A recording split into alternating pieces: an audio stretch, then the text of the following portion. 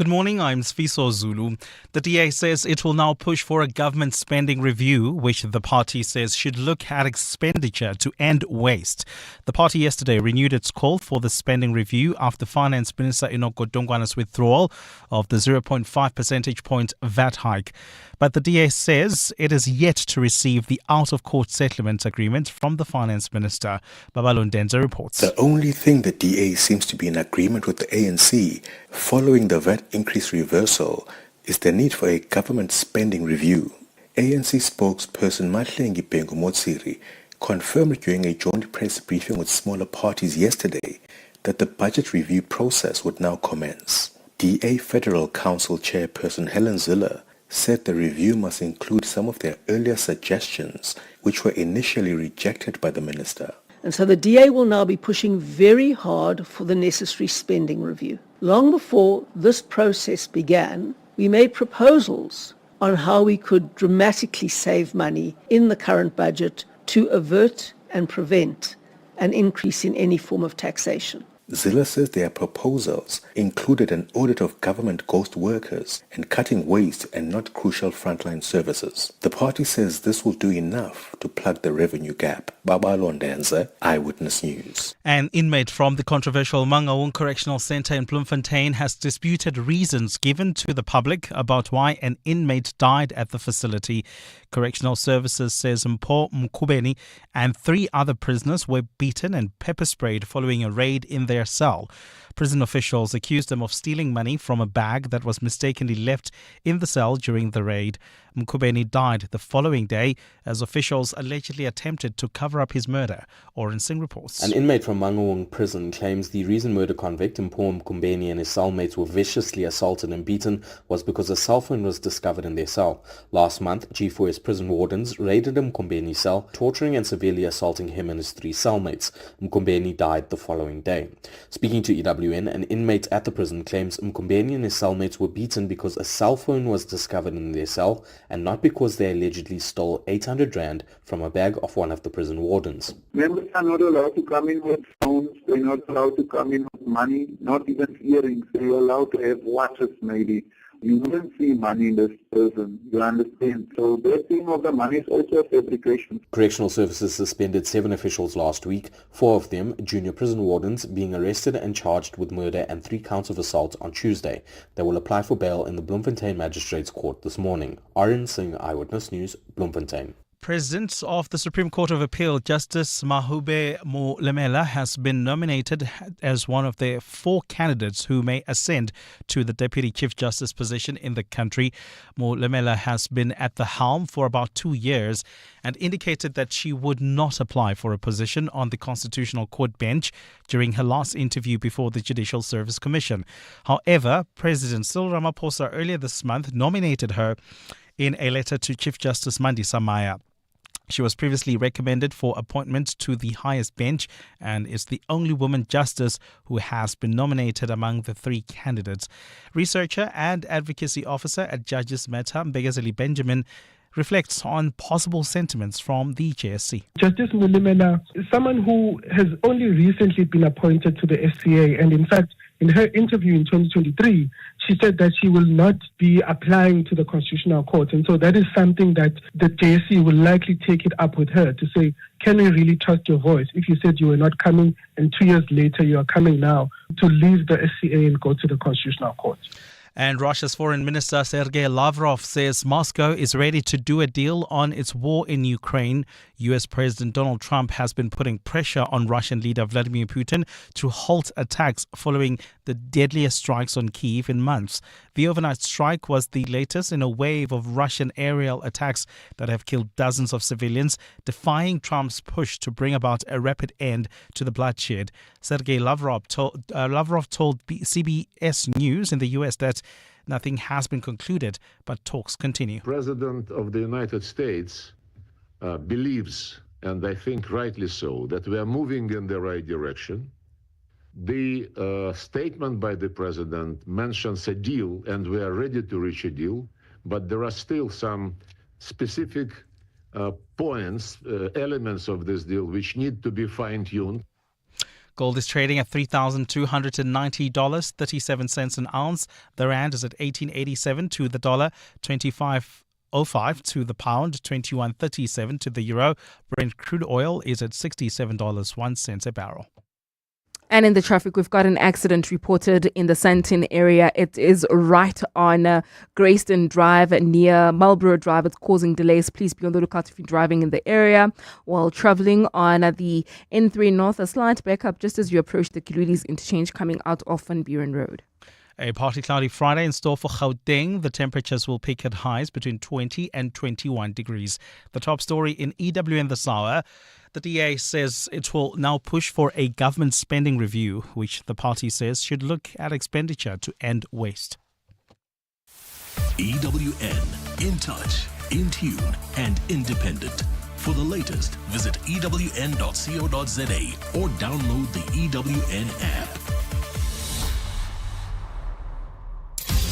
7:02 Live on the Prime Media Plus app. DSTV channel 856 92.7 and 106 FM. Let's walk the talk.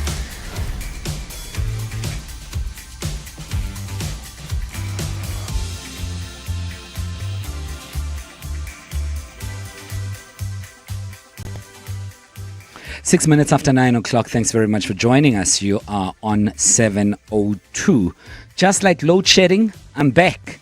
And I'm hoping I'm not as irritating as load shedding is. And I see that it's been suspended. Nonetheless, we will talk about that and its implications between 9 and 10 o'clock. It's an open line. I'm thrilled to be with you. I'm Thabo Shole-Mashao. I'm in for Clement, and we're together till 12. I look forward to your calls. Feel free to send them through on 011 883-0702, 011-883-0702. Alternatively, check us out live on YouTube. You can also communicate with us via various socials, including X, Facebook, and others. Today, we will be chatting about a number of things. One of them, as I've mentioned, load shedding, but VAT is on my mind, just like it is on yours, I'd like to believe. Political parties scrambling for credit, for glory, for victory, doing that victory lap after a race, a 2-month race, fighting about VAT. Whose glory is it? Whose credit is it? I think it's yours as a South African. You are the one who fought. It's not the DAs, it's not the EFFs, it's not the ANCs, it's not the IFPs. It is your credit. You fought hard. You were vocal. You called radio stations. You wrote on the newspapers, on social media. You were very, very vehement that you do not want VAT increase of 0.5%. So, are we still going to feel the crunch? Definitely, the worst is yet to come, as plans have been made by those in power to try and mitigate and patch up that 75 billion. Actually, it's about 16, 18 billion per annum, but given that they're looking at it in a midterm view, so it would, I suppose, amount to that. But are those real problems? Or are we being diverted to other issues? Smoke screen. We are all focusing on this thing, and whilst like a magician, the real trick is on the other hand. I want to find out from you, how can we grab this energy that we used to fight VAT increase, to take it into other elements of our lives, other facets of our economy as South Africans, to fight unemployment, inequality, to fight for a better living for all of us, and not just confine it to government, by the way. Corporate South Africa often gets away with murder. How are we going to galvanize ourselves and use that energy that we use to fight VAT, to use it elsewhere? So that's what we'll chat about between 9 and 10. It's an open line again, as I said, so anything goes. It could be that there is a story in your community that we are not aware of. Please mention those stories. Media can only cover a small percentage of what is truly happening on the ground. I can't overly emphasize it, as I do every time I have an opportunity to be behind the microphone, that we need your stories, your experiences, your encounters at work, at home, at play, wherever you are, so that we can know what is happening. Yes, every now and then we'll give you some bit of glimpse as to what's taking place in the country, but you're the one who's experiencing this. There may be a serious issue, a boiling issue that the media has not taken note of as yet, and you may be aware of it, let us know. It's an open line between now and 10 o'clock. Then between 10 and 11, it is our Across the Desk feature, and we are speaking to International Relations Analysts. And Dr. Emmanuel Matambo, International Relations Analyst, together with Professor Christopher Isike, will be joining us. What is it that they do from day to day? But most importantly, President Zelensky is in town, and of course he had to leave early for reasons that we all know. Kyiv was shell-bombed, well, at least parts thereof. So as a result, he had to go back home, but he's left some key ministers behind to take care of business. This meeting with President Cyril Ramaphosa, very, very important, as we know that the country is leaning towards Russia. Yeah, of course. Someone is going to call and say non-aligned and whatever. Yeah, that's the official line, right? Yes, we are not taking any sides. However, our historical background, or the ANC's historical background, has always been leaning towards Russia. And yes, indeed, the president did lead a delegation of African leaders to negotiate peace in Russia. I'm aware of all of that. But having said that, this visit is very important on the backdrop of what the U.S. is doing right now. President Trump has threatened or has remarked, I shouldn't say threatened, has remarked that they could be leaving the talks. I don't know what that would mean for Ukraine, because whether we like him or not, I suspect he's our only hope on this issue. And we don't want the U.S. to leave those talks, and I don't think they will. As a mediator in these very critical discussions, I'm hoping that something comes out of it, whether Trump is my favorite or not. I really hope that the U.S. does at least broker something. And of course, it would be best if it's South Africa. I'd love that for us to broker peace. But the U.S. is heavily involved. It has its hands dirty in this battle. And we do know that Wilkoff, is it Steve Wilkoff, who's gone to Russia to see President Putin, I think for the fourth time now. I'm hoping that would be successful, because, well, it doesn't benefit anyone except the greedy corporates in the arms industry. These fightings end up killing the various economies. We depend on Ukraine, we depend on Russia, so it's also to our benefit that there is peace in the interim, well, for as long as possible. As well, between 11 and 12, how do you know that your relationship is coming to an end, an intimate relationship? Because it just doesn't end when your partner says, I'm done, I'm walking away. It means they've been thinking about it for quite some time, for days, weeks, months, and some even years, contemplating leaving you, contemplating quitting the relationship. But how do you know that this is headed for a cul-de-sac? How do you know that actually we are going to hit the wall? There is no tomorrow for this relationship. This is about to end. What are the signs, the telltale signs that this relationship will end very soon? How do you know? We'll chat about that in our relationships feature. It's called Relationship Focus. How to spot your relationship is headed for a split. Refilwe Khamedi, relationship and dating coach, will join us for that. For now, it's an open line. I am literally opening the lines for you to raise anything that you'd like to raise under the sun. Feel free to send your voice notes to 072 702 1702. 072 702 1702. Alternatively, you can also give us a call, which is what I prefer, on 011 883 0702. 011 883 0702.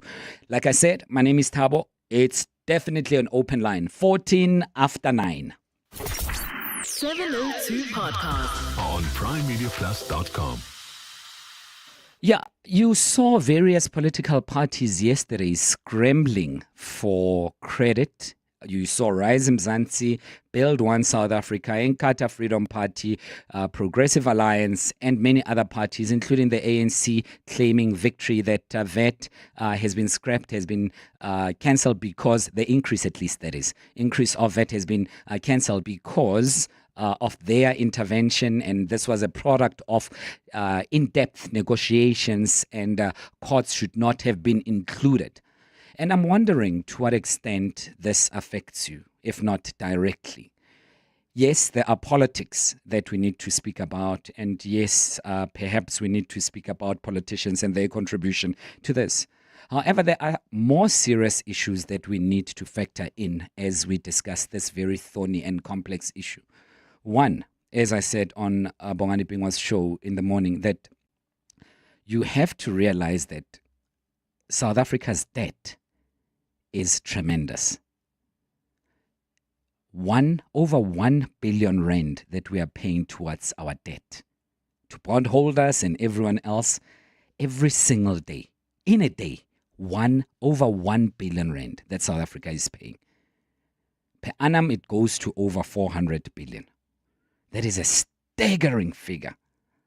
Lest we forget that we have absorbed some of Eskom's debt. Speaking of Eskom, in the minister's plans, you would know that he had made mention of the Eskom's debt, which the government has absorbed, and the plan that needs to be put into place to deal with Eskom's debt. And why Eskom's debt so vividly? Simply to resuscitate the energy levels of our country. And we know the story of the so-called 9 wasted years. We know the story of the Zondo Commission, what they have unraveled regarding how Eskom was captured for many, many years. And we do know how it's critical to have a functional Eskom, which may, for the very first time in a while, show some bit of progress in their financial reports this year.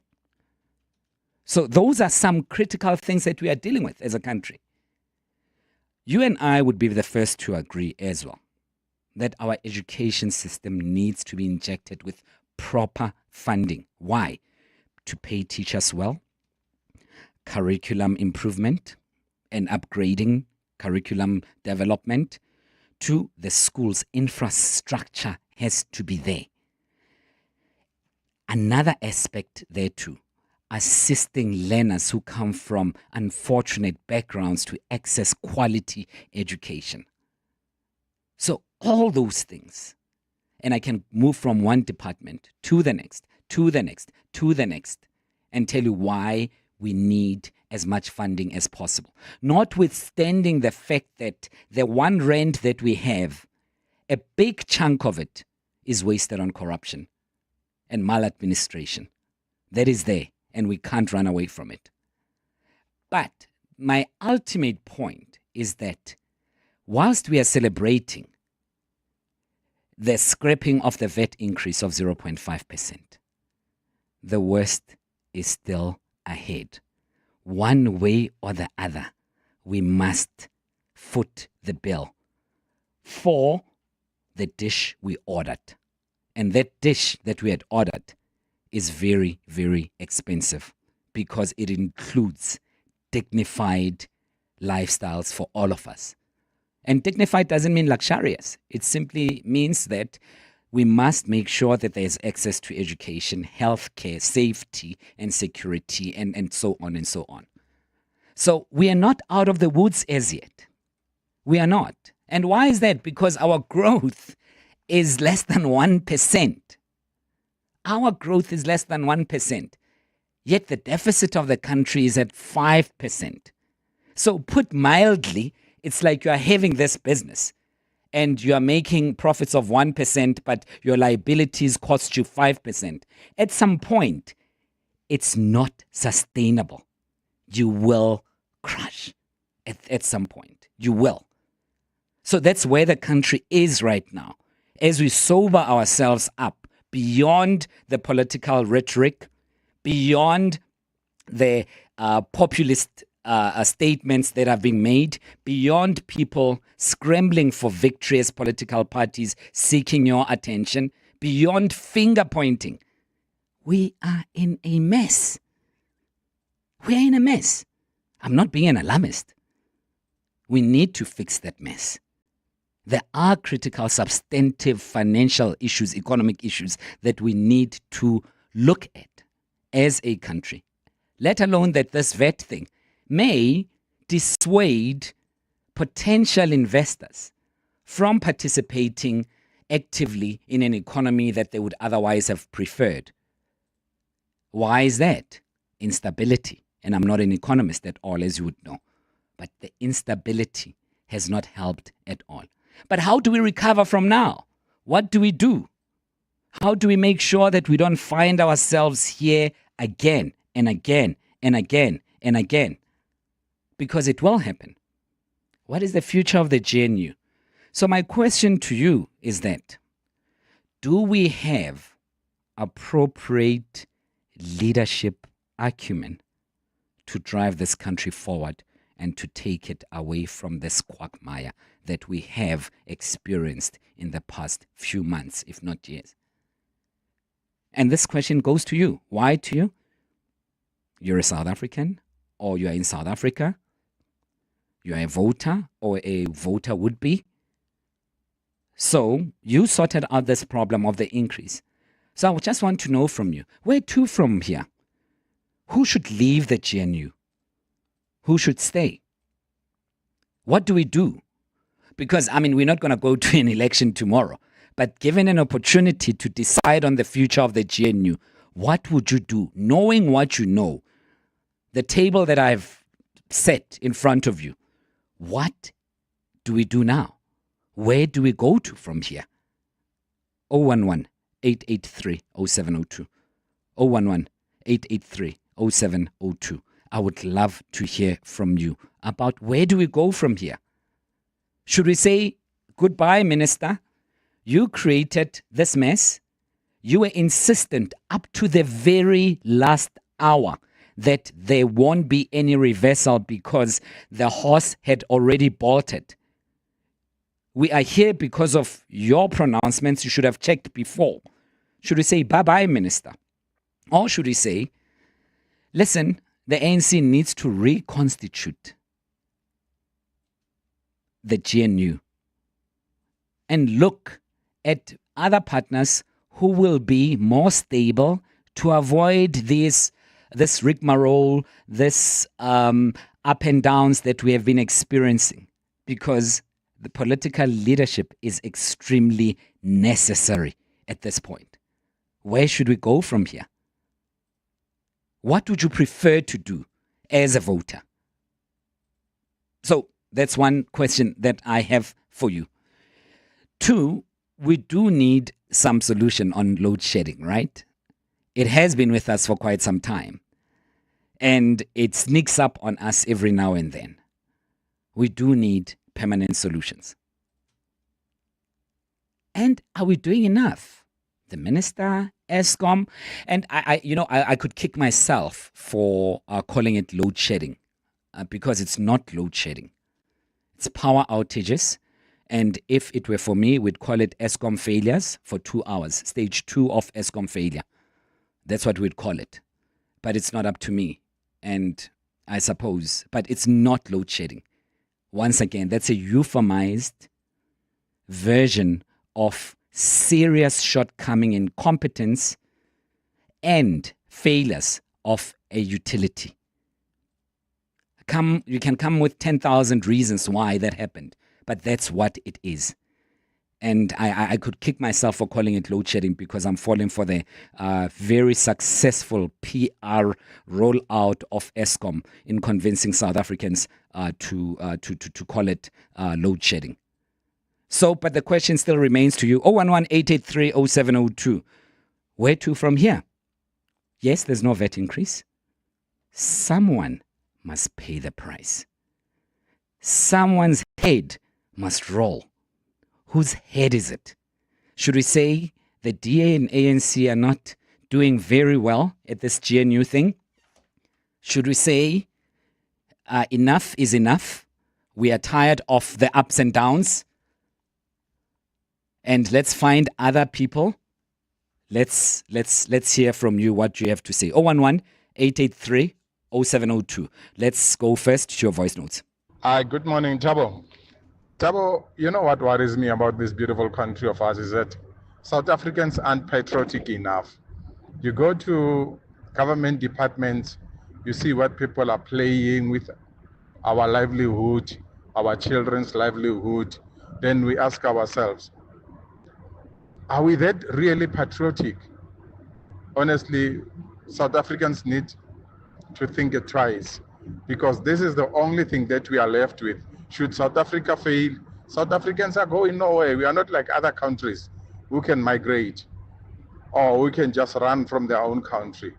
Sello from Roodepoort. Morning, Thabo. In school here in Durban. Well, everyone will want to claim victory about this VAT hike stoppage for now. Well, but I would like to remind the listeners that they must not forget which guys were ready to put us on the chopping board, because we are already suffering as it is. So we can't really afford another VAT hike. Another thing I would like to comment on is that there's a campaign which is called March and March, which is against the illegal immigration. So there will be another march on the 2nd of May, which is Friday next week. So it's something that I feel like it's not being covered enough by the media, because illegal immigration is a big issue, which is leading to a certain percentage of unemployment in this country. Thanks, Thabo.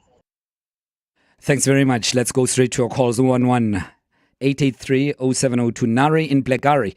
Hey, Nari. Hi, how's it? I'm free. How's it going, bro? Okay. Yes.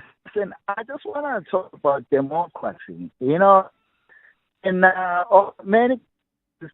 Now, Nari, I'm going to ask you to try to move around a little bit or hop on a chair or something, because the signal is not as good as it ought to be. I want to hear what you have to say. Let's try again. Yeah, I'm saying, can you hear me now? Yeah, let's give it a go.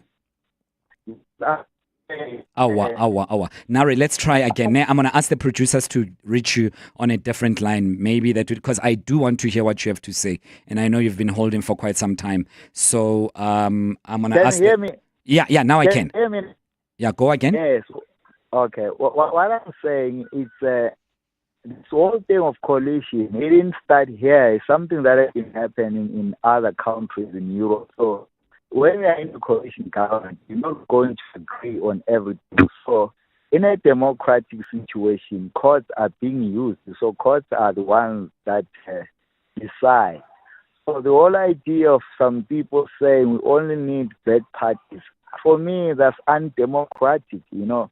In a democratic society, you need diversity. You cannot have one voice, you understand? You need a different voice, you understand? So for me, we still need DA as part of the GNU. You should not leave.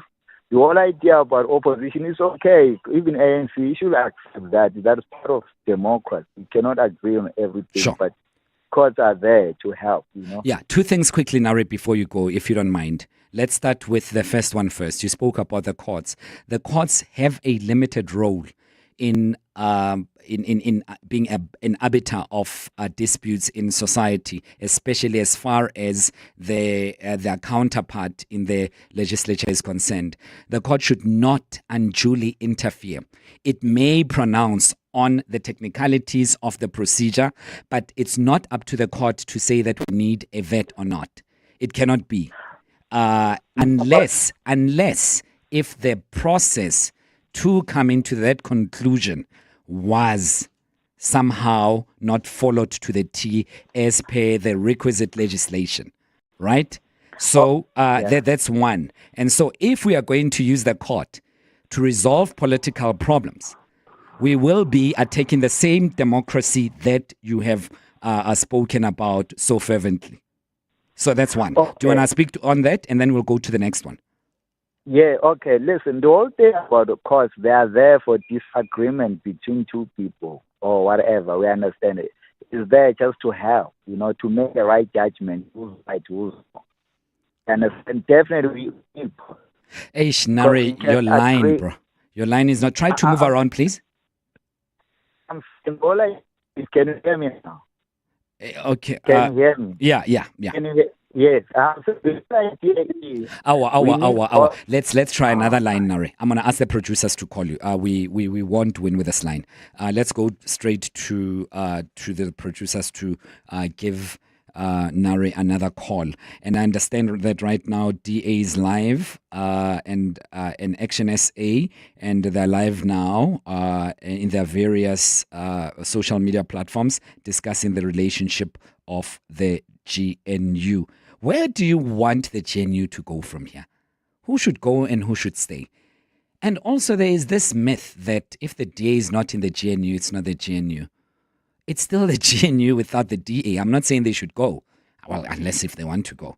But there's this mythical thing that has been injected into society that they are a monopoly on all things ethical and all things governance. I think it's very short-sighted to have that view. Well, you can tell me on 011-883-0702, 9:30. And time for your Eyewitness News headlines. Sfiso, hi. Thanks, Thabo. Good morning. Some political parties say it's a good thing that the era of ANC dominance is over, as it can no longer implement tax hikes without consulting coalition partners. This follows Finance Minister Enoch Godongwana's decision yesterday to withdraw his proposed 0.5 percentage point VAT hike. Some members of the Government of National Unity believe the ANC would have unilaterally put South Africans under financial pressure had it still been the majority party. Some sectors of the legal profession have questioned why President Cyril Ramaphosa did not nominate justices currently sitting on the Constitutional Court bench for the position of Deputy Chief Justice. Earlier this month, the President nominated 4 candidates for the position, with none of them stemming from the Apex bench. The position has not been occupied on a permanent basis since the appointment of Mandisa Maya to Chief Justice of the country. And US President Donald Trump says he is continuing to pressure Russia to end the war in Ukraine and is claiming that Moscow's agreement not to take over the entire country is a big concession. Trump made the remarks after Russia launched a deadly missile and drone strike on Kyiv this week, killing at least 12 people in the most devastating attack on the capital in many months. And those are the headlines. This EWN and more at 10 or as it happens. EWN Traffic. Let's start off in the city of Tshwane with an accident reported on the N1 North. It's right at the Flying Saucer interchange. It's causing heavy traffic volumes. This is between John Foster Drive and Rigel Avenue. While travelling on the R80 East Mabopane Highway, do expect a slight backup approaching Eskom Pahlele exit. In Bedford View, some delays on the N3 North approaching the Glulis interchange. There's also a bit of a backup reported on the M2 West. This is between the Crown interchange and Main Reef Road, just as you head towards the Mayfair area. Please be on the lookout there and drive with care. I'll have more updates for you at the top of the hour. There's more EWN on air, online, and on the EWN app. How would you like to lighten the load when it comes to getting your freight there conveniently and on time? You can with a tag.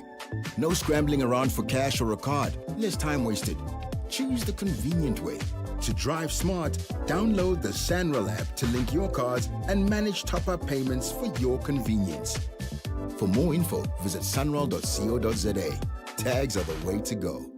Sunral, an agency of the Department of Transport. Dear Journal, trying to be an adult, day 3,429. Just once, I wish instead of a compulsory stand-up, someone would send me a meeting request for a compulsory lie-down. No wonder everyone hates millennials.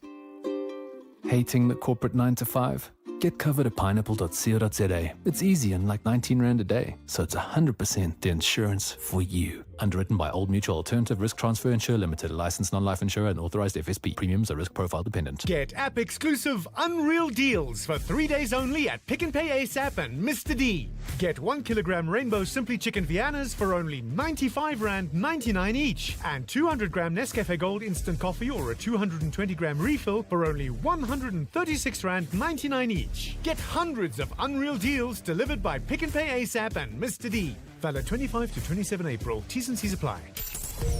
This Freedom Month, 702 invites you to a soulful celebration of democracy and music. Join us for an exclusive afternoon of world-class live jazz, gourmet dining, and connection. Curated by Jazz and Beyond's Nothemba Madumo, Wednesday, 30th April, at the historic Sanctuary Mandela, Houghton.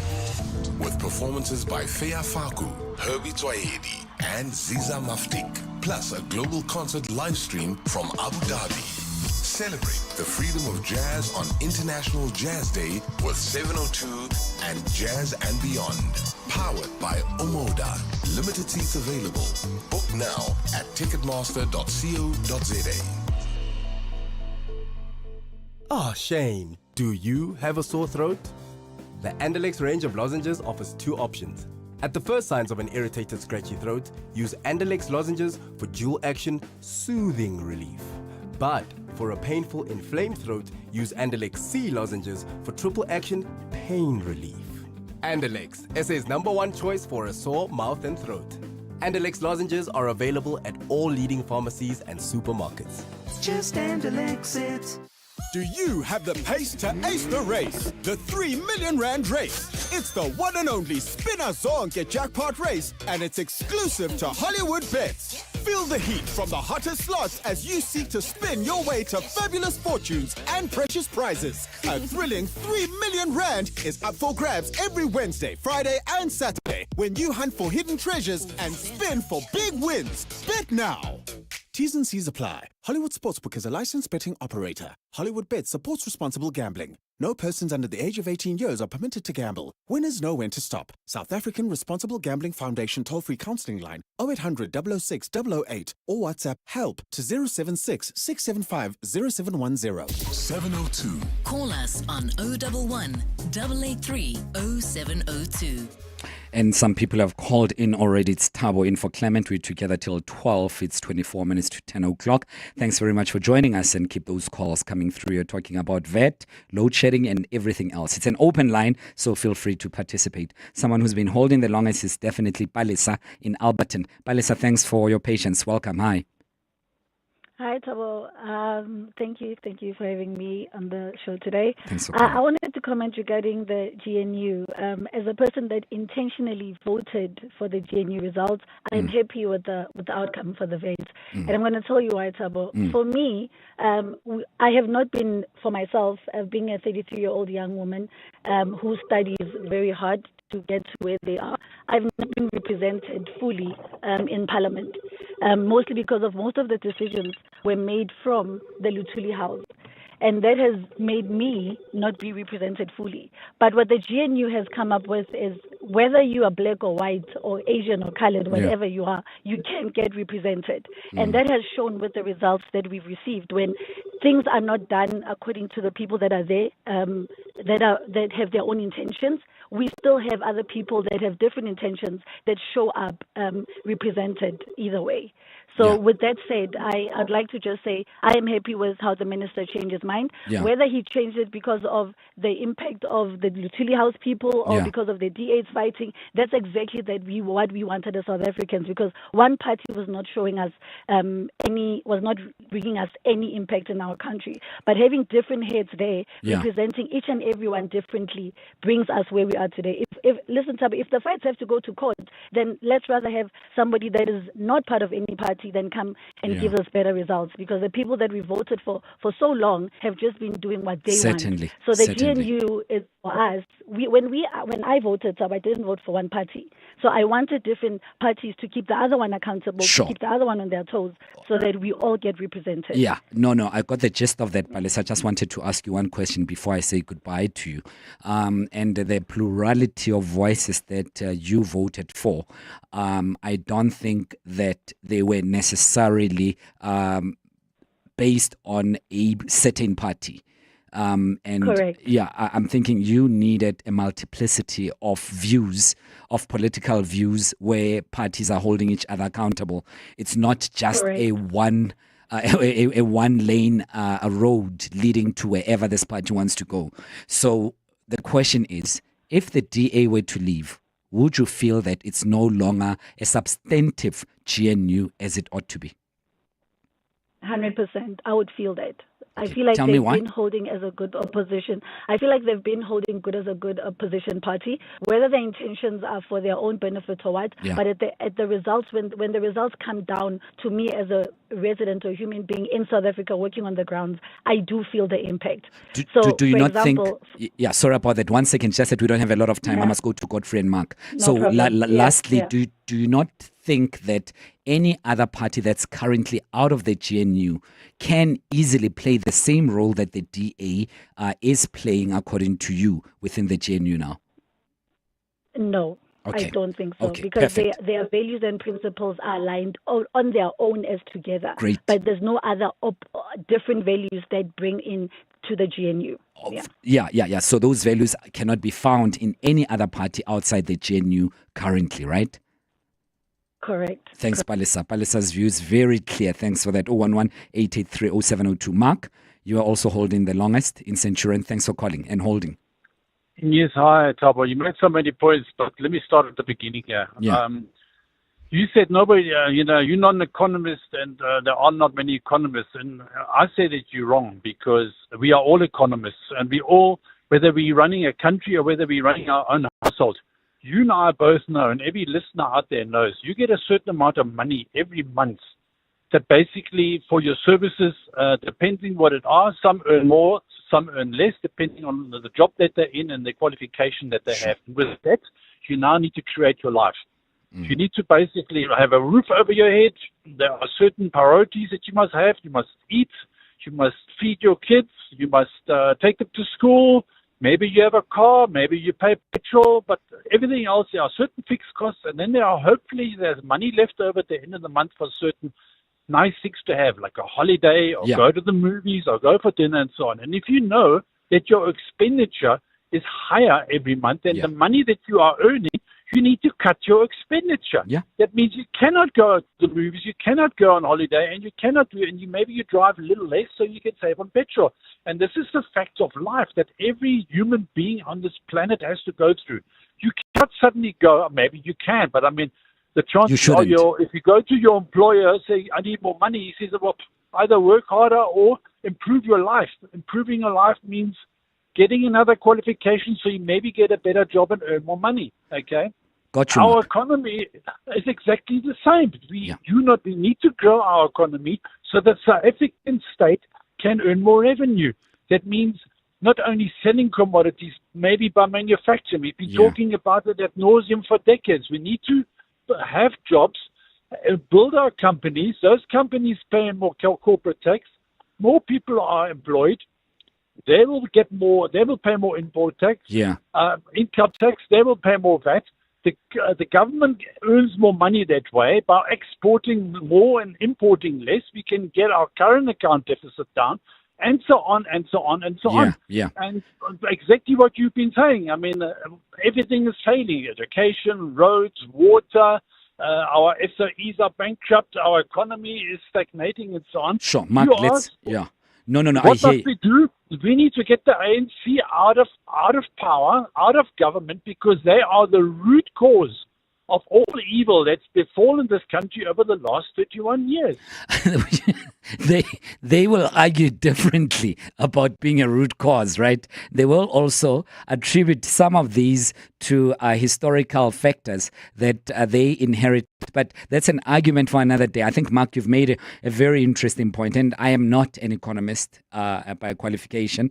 That's what I meant. And I think you know what I mean. And also, I get exactly what you are saying when you're saying all of us are economists, because we are managing some little finances in our small spaces. And the same principle applies on a larger macroeconomic scale. Godfrey in Campton Park, thanks for holding. My brother, how are you? I'm free. How's it going with you, Godfrey? No, I can't complain. Yes, sir. Look, man, I think my contribution, something I want to check. Try moving around, Godfrey. I'm losing you. Yeah, but Godfrey, I'm losing you. Let's give it a second try. Try to move around if you can, please. Hello? Yeah, Godfrey? Yes. Yes, can you hear me? Yeah, I can. All right, thank you so much. I was saying, in terms of the GNU, there is something that I don't understand, and I think we're giving too much credit to the DA and with the court case and everything, but we're not asking them what exactly did they want, because that is the biggest question that we need to ask. And South Africans actually been being given on the clear from the side of the DA, because I'm interested to find out exactly what do they want, because if we are hearing the other partners that are saying GNU, DA says they want Bella Act to fall, they want this Act to fall, they want that, they want that. But that is something that the DA should actually come through and say, look, as a DA, for us to support, because they are saying for them to support whatever the ANC is putting through or the other partners are putting through, they need to get something out of it. But that question, we are not actually asking them. And I think that is naive from our side or even the media to actually even question. Because for me to make a better clear and actually take the victory as a DA or whatever party to say we are fighting for South Africans, it needs to be clear and honest. So DA now, they are pushing this narrative as if like all the other GNU are not participating or are not going according to the letter of intent and all of that.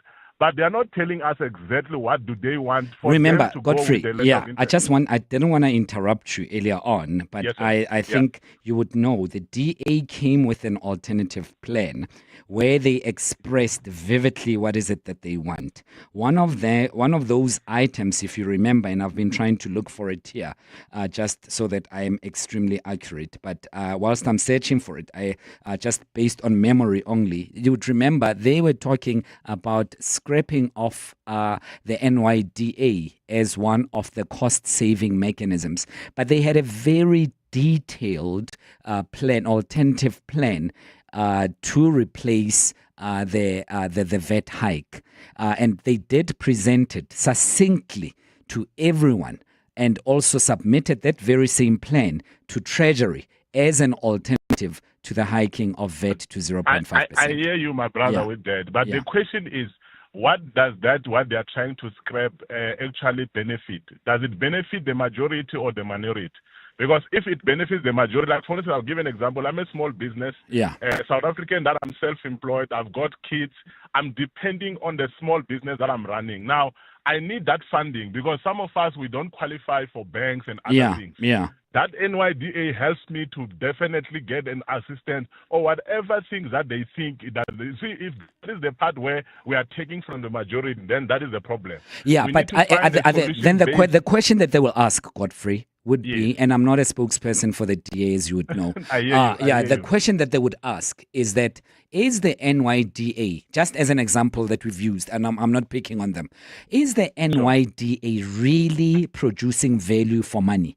The budget that they are getting, the help that they are dispensing, and their existence in our economy, is it really value for money, proper value that South Africa needs? If not, shall we not look at the alternative?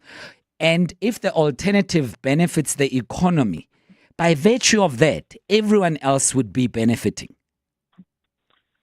I think it might make sense in a way of someone that is not sitting on the ground. If you go to the rural areas, to the young people, the skills programs that the government is trying to put through, whatever that is actually benefiting the young people, even though it might not go because of corruption and other things, but those are the programs that are benefiting young people out there. The most important thing that we need to do is create systems that can actually strengthen those institutions that for accountability, Godfrey. Godfrey, thanks, brother. Really appreciate it. I have been fair to you. I did give you sufficient time to express your thoughts. Really appreciate it, Godfrey in Kempton Park. Nsako, thanks for holding as well. You've been here for quite some time. Thanks for your patience. In Braamfontein, hi.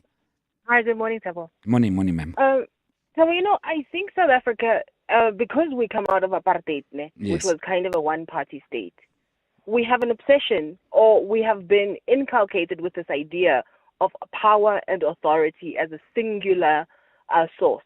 Yes. And for the past 30 years, because we just had the ANC as the majority, they were able then to operate kind of as a de facto one-party state, in that what they want is what they want.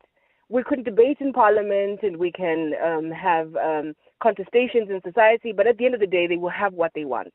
And I think for the first time, we're being challenged to have a democracy that goes beyond just what it means to vote, but the democracy between the 4 years, which means that different ideas, different views have to contest each other, have to fight each other, and in like at the end of the day, in a democracy way, in that if you are a person who likes order, clean lines, apartheid-esque thinking, it might feel very destabilizing to have the idea that you don't just come into parliament and say, I want a VAT increase, and it's done. Yeah. Like we did last time, the 14 to 15% was just said, and we did it.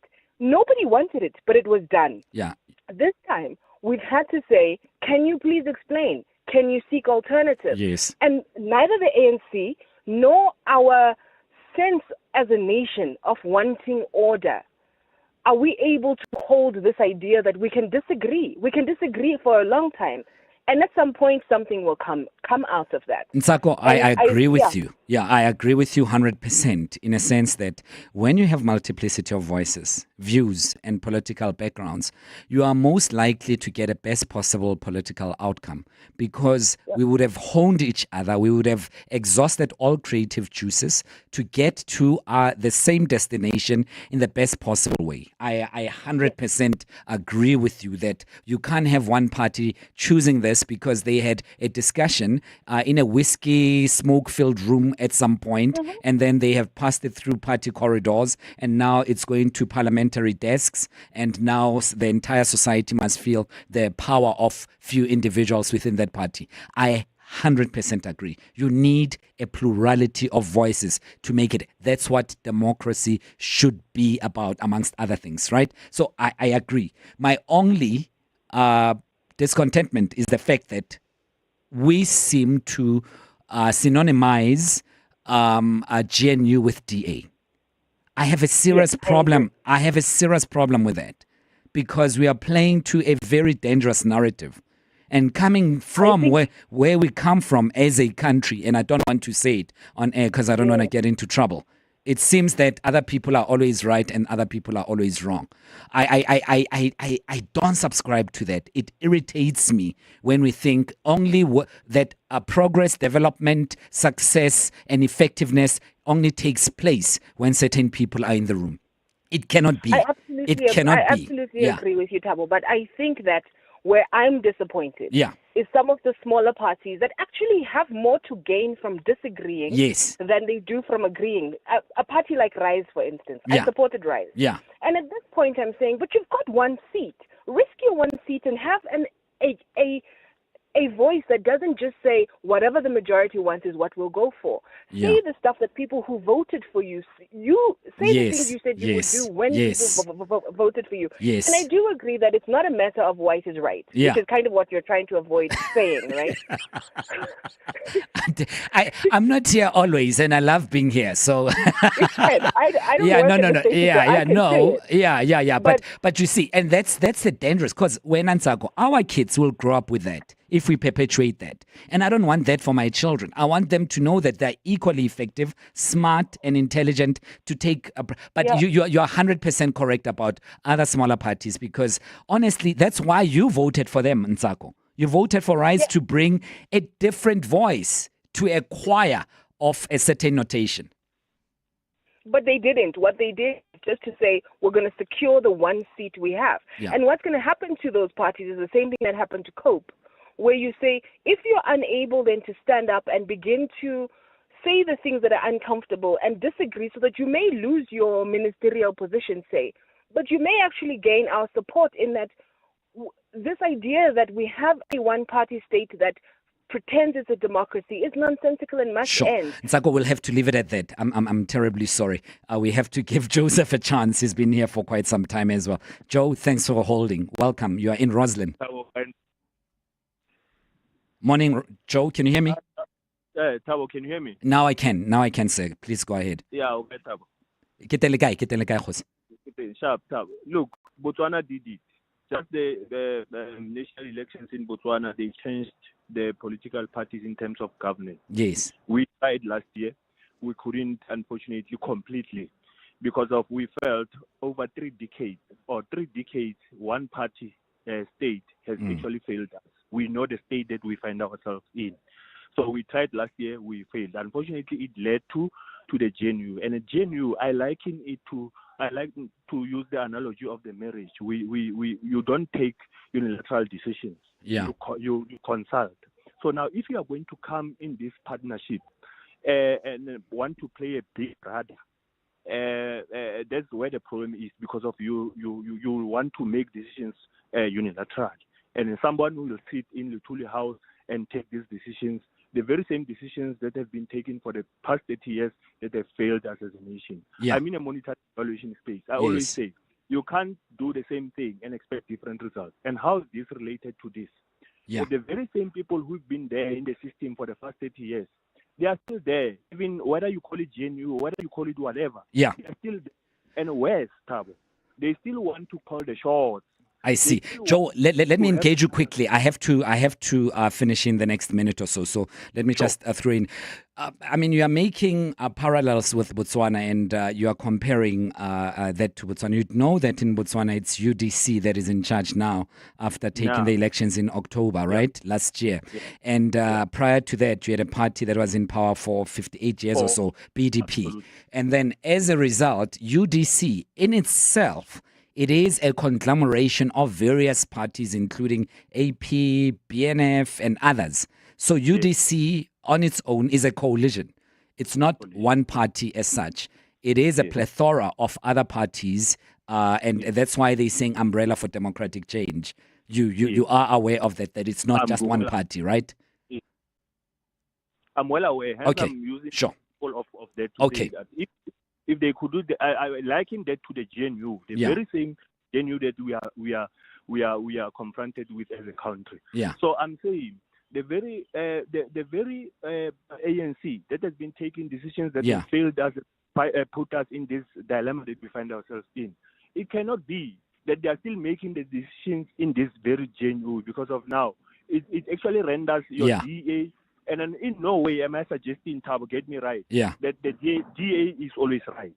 No, but I hear you. Right, we need to support them. Of course. It doesn't matter who's right. It doesn't matter. Right If the DA is right on issues, we must rally behind what is right and not look at where the message comes from. And lastly, the difference, again, you know that they contested as a coalition before the election. They didn't become a coalition post-election. Joe, really appreciate it. Thanks for your time. 3 minutes to 10 o'clock. Psst. Hey, no longer feeling like the man you used to be? The man who introduces himself and people say, I know. The fact is, 95% of men with low testosterone go untreated. Vitamin High Performance Supplements for men helps recharge energy, regain lean muscle, and reload performance. Available at all good pharmacies and vitamin.co.za. Vitamin. Don't get older, get better. South Africa, get ready to feel the pulse of the Hollywood Bits Durban July. Prepare for an exciting day of high fashion, thrilling horse racing, and world-class entertainment. Watch this space for an incredible artist lineup announcement as we celebrate this year's magnificent theme, Marvels of Mzansi. Be a part of the buzz. Tickets are on sale now at Ticket Pro, Spar Pays on kiosks, and selected Sasol stores. See you on Saturday, the 5th of July at the Hollywood Bits Greyville Racecourse for Africa's greatest horse racing and social event. Some walks are just for exercise, others for leisure. But this walk is for something greater. It's team building. This July, you won't just take a step, you'll take a stand. You'll walk through history.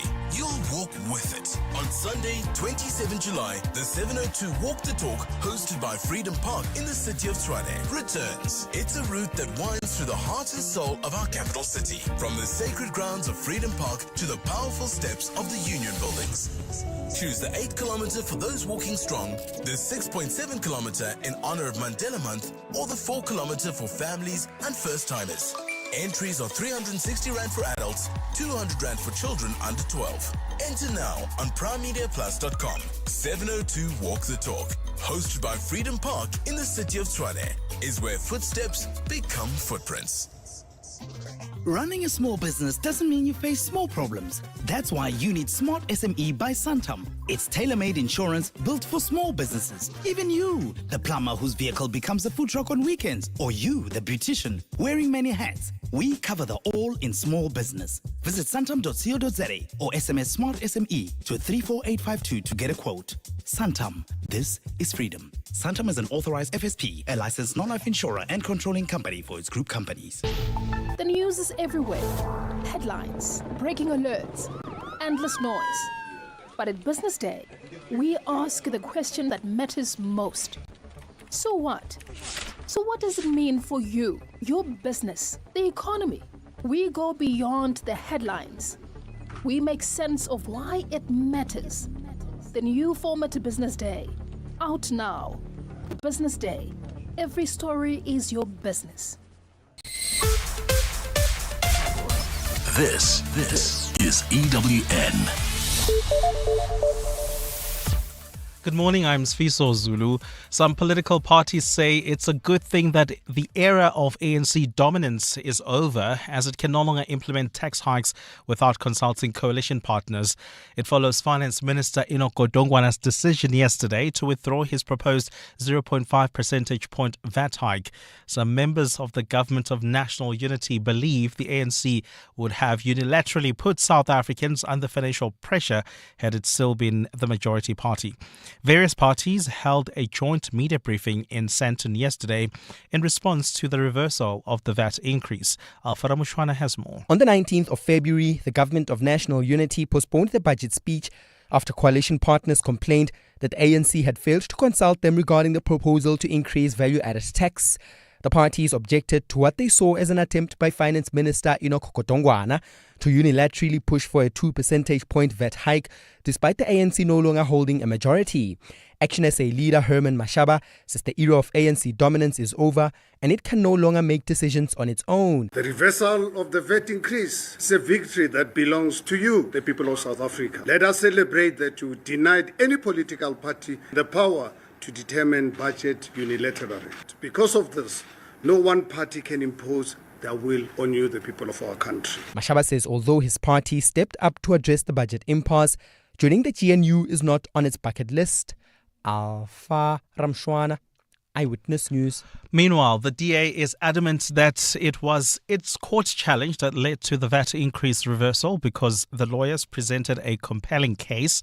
The party's Federal Council chairperson, Helen Zille, says the finance minister is only trying to save face by claiming it was as a result of discussions between smaller parties. Babalondenze reports. Political parties inside and outside the Government of National Unity claimed the withdrawal of the VAT increase was because of their negotiations with the ANC and not the DA and EFF's court challenge. But Helen Zille says it's now clear that Treasury had no choice but to reverse its decision in the face of what she calls the DA's relentless and strategic legal pressure. This is because there's no doubt that the minister, in trying to save face, will seek to present this as the result of his discussions with the smaller parties. Zille says the ANC instead deceived smaller parties because Godongwana was still defending the increase in court papers as early as Tuesday. So it was clearly a question of deceiving the smaller parties that are outside the coalition to get their vote to pass this VAT increase.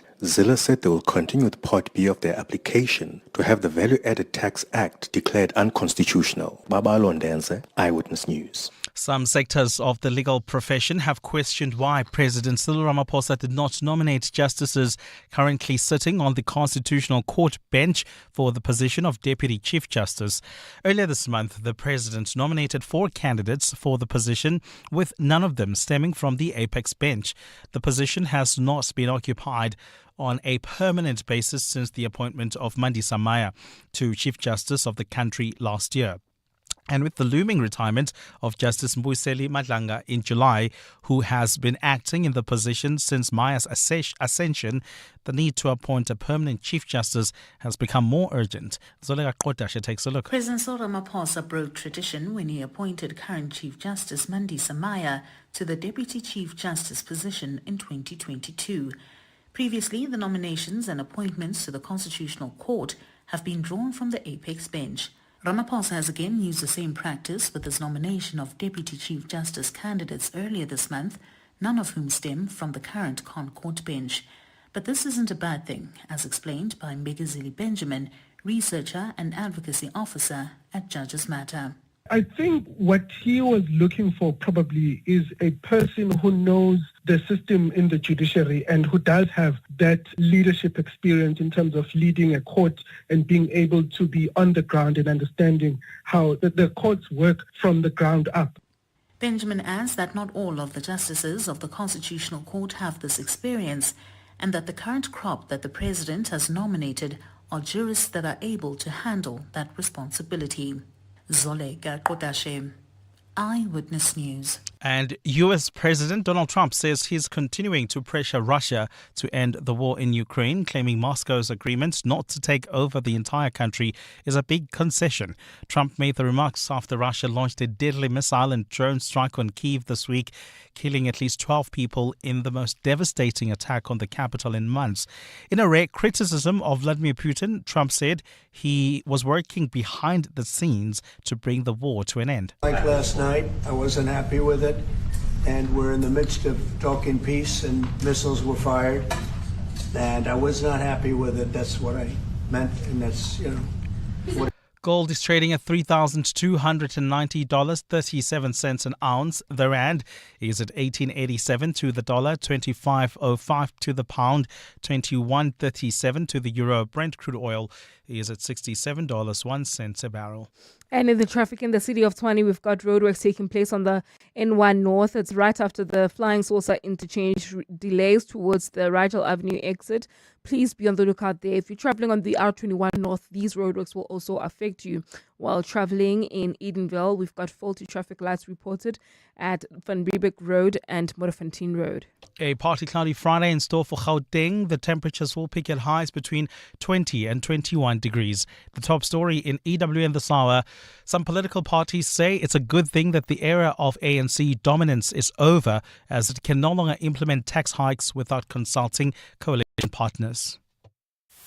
EWN, in touch, in tune, and independent. For the latest, visit ewn.co.za or download the EWN app. 702. Live on the Prime Media Plus app. DSTV channel 856. 92.7. And 106 FM. Let's walk the talk.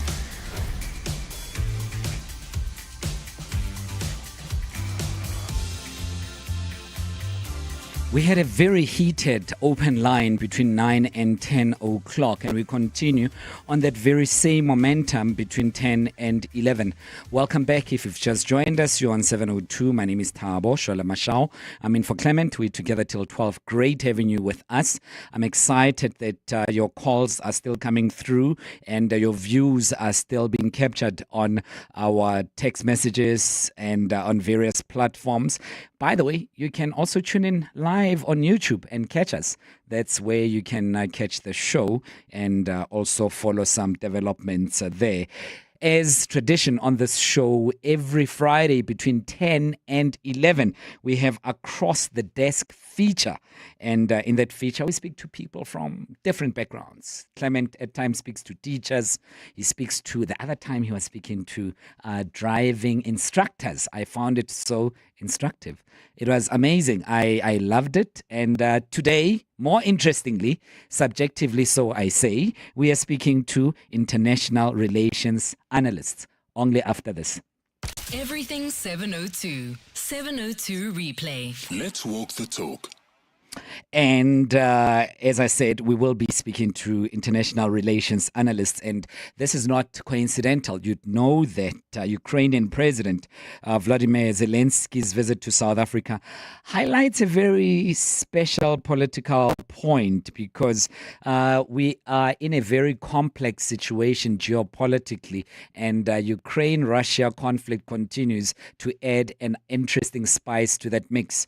And I'm not sure if it's just a spice, but it's a very potent ingredient, because it shapes how the economy, or the global economy, shifts from one end to the other. Involvement of the U.S. as mediators also plays a critical role. We do know that some envoys have been going to visit Russia, but what does it mean for us here in South Africa?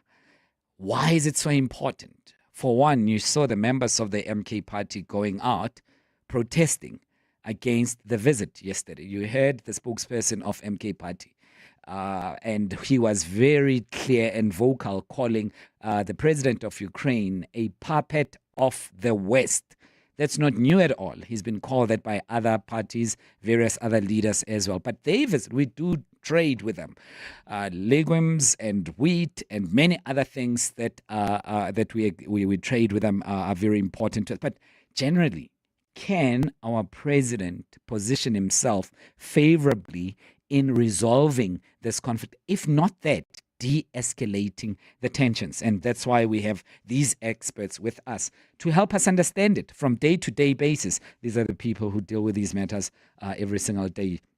Dr. Emmanuel Matambo is an international relations analyst. He's joining us in the studio right now, sitting across me for this topic. Sir, thanks for your time. Welcome to 702.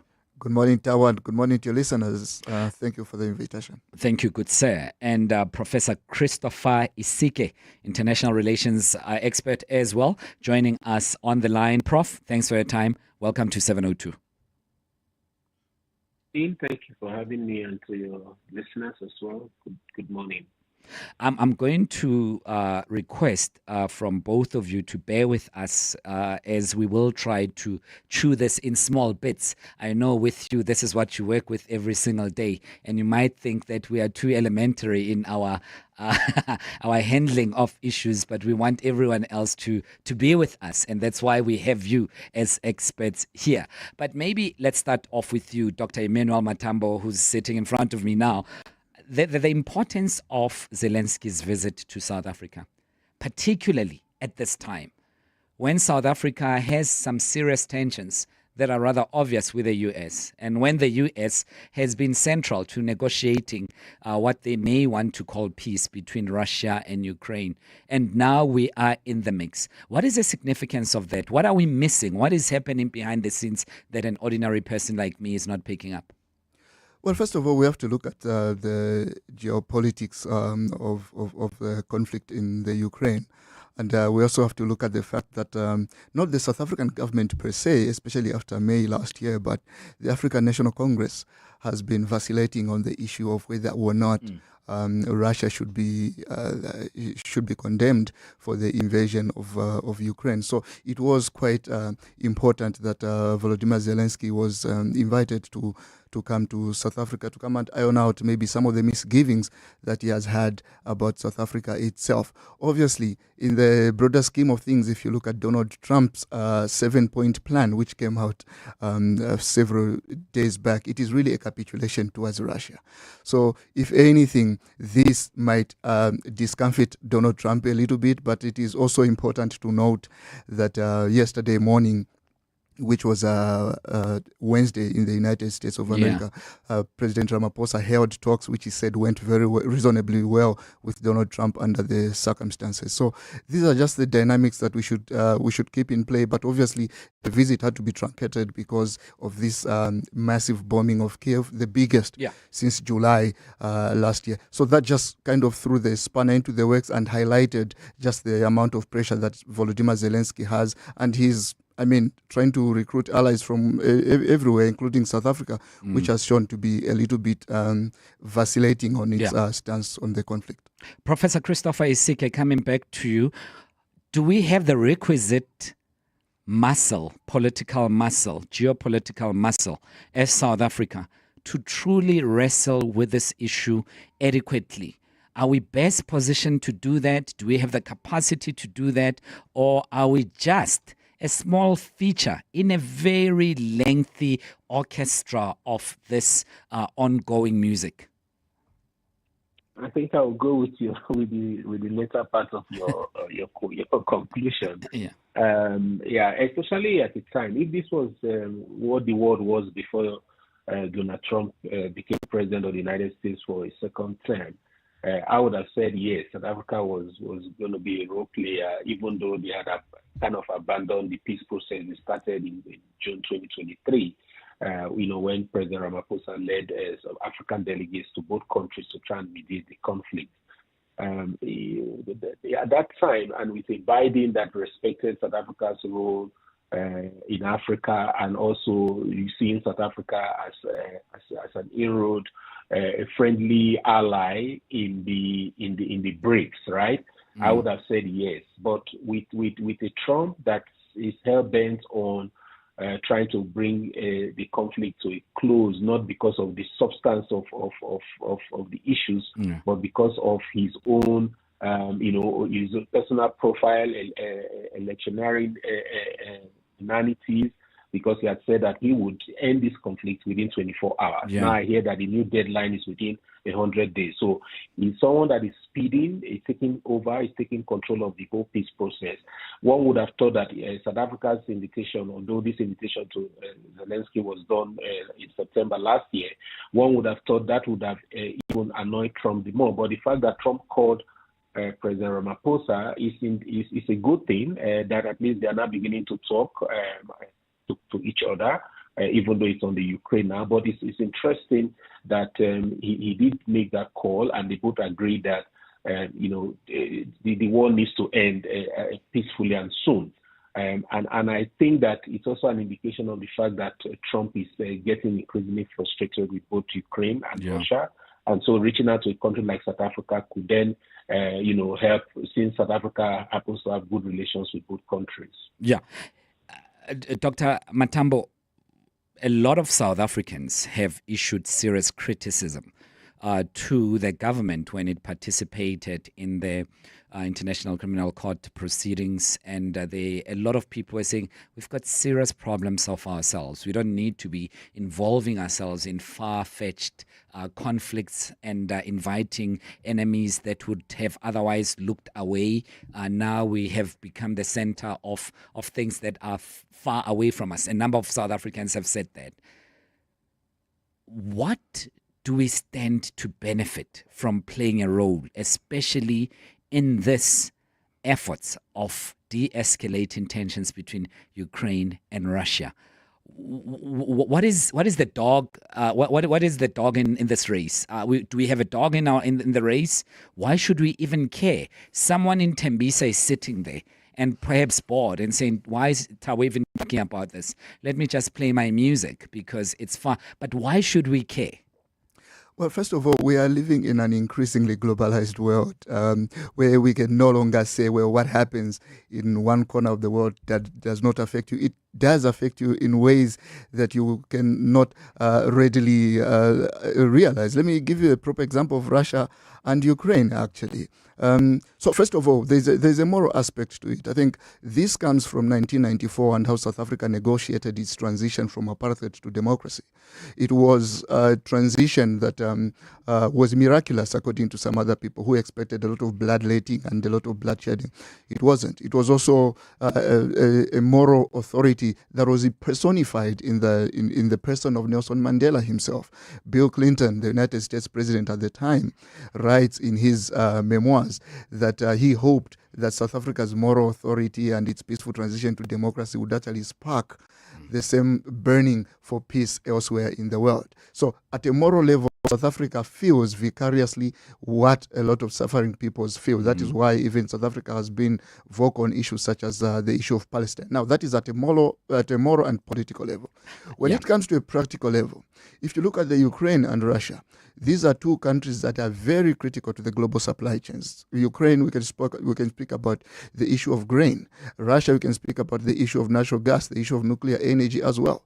From 2022, when the hostilities started, Africa was losing about millions of tons of grain that were not coming from Ukraine, especially when the trade routes were closed by Russia. So that is something that directly impinges on Africa, and it is quite important that countries such as South Africa are vocal about it. Because remember as well, when you let authoritarianism and aggression thrive in one part of the world, you might think as if it's distant, but in a world that is social media, where news travels within seconds, you will see that the sparks of nationalism, aggression can actually spark to the rest of the world as well. 011-883-0702. It's 19 minutes after 10 o'clock. My guests, Professor Christopher Isike, International Relations Expert, and also in studio with me, Dr. Emmanuel Matambo, International Relations Analyst. And we are looking at the Russia-Ukraine conflict on the backdrop of South Africa playing a role, the visit of Ukrainian President Volodymyr Zelenskyy as well coming at a very interesting time. And I would like you honestly to engage these two experts thoroughly and meaningfully, and that's why they are here. It could be that at times media touches only on the aesthetically acceptable arguments of this conflict. We are at least attempting to go a little bit deeper, finding some solutions, seeing angles that otherwise would be obscure to us as individuals who don't often frequent these terrains. So I would love to hear from you on 011-883-0702. Alternatively, send a voice note to 072-702-1702. And Professor Isike, whenever someone mediates or tries to be a partner in conflict resolution of any sort, they need to come with very little blemish and subjectivity to the table. In this instance, many of us know from pronouncements, from public utterances, from media statements, but also more importantly from visuals that are publicly available, that someone like Donald Trump is definitely leaning towards one side, and that side is Russia. I'd like to interrogate you on the ethical stance of this particular mediator, and to what extent can they be effective if they carry this very clear dark cloud above their head, or are we simplifying things? Well, not necessarily. I said earlier on that Trump's interest in resolving this is not much about the substance as it is about his, personal idiosyncrasies in meeting campaign promises and posturing to the world that he is one who brings an end to conflict, irrespective of how that is achieved. And that's a cause for concern. And that's why it's important to always match your, foreign policy values with your national interest, and ensure that, they align also with your foreign policy actions, right? You will recall that South Africa also had a bit of this coming a blemish, if I'm to use your word. Yeah. When this war started, it also kind of was very pro-Russia, if you recall. Yes. And then it retracted when, of course, it realized that if indeed friendship ties, solidarity ties with the USSR, during the apartheid days was the basis of that capitulation to Russia, then it also has to include Ukraine, because Ukraine was part of that USSR period, right? So in fact, there were more direct benefits from Ukraine, than from Russia itself. If you look at how the geographies between Ukraine and Russia. But South Africa has stepped back. Yeah. And started, acting properly in the UNGA and that was what informed its decision to be involved in the peace process, to speak to both parties and then welcome Ukraine to the country. So going back to the US, it has kind of done a volte-face on how it has, presented itself in the last 70 years globally. For example, the principle that, you cannot annex or change territories or change sovereignties of countries through war, through the use of force. Yeah. Now, one of the terms of this 7-point plan that has been proposed is for, Ukraine to give up, Crimea. And that did not need to really even be in the discussions right now if you're talking about ceasefire, right? Yes. But they put it up because all they're interested in is to make Russia happy, and forgetting the fact that Ukrainian soldiers, both male and female, are the ones that are actually in the battlefield, even though American weaponry is helping to fight that war. So you cannot then discountenance the yearnings and aspirations of Ukrainians, including their president, because they are actually at the receiving end of whatever violence Mr. Putin is effecting on Ukraine.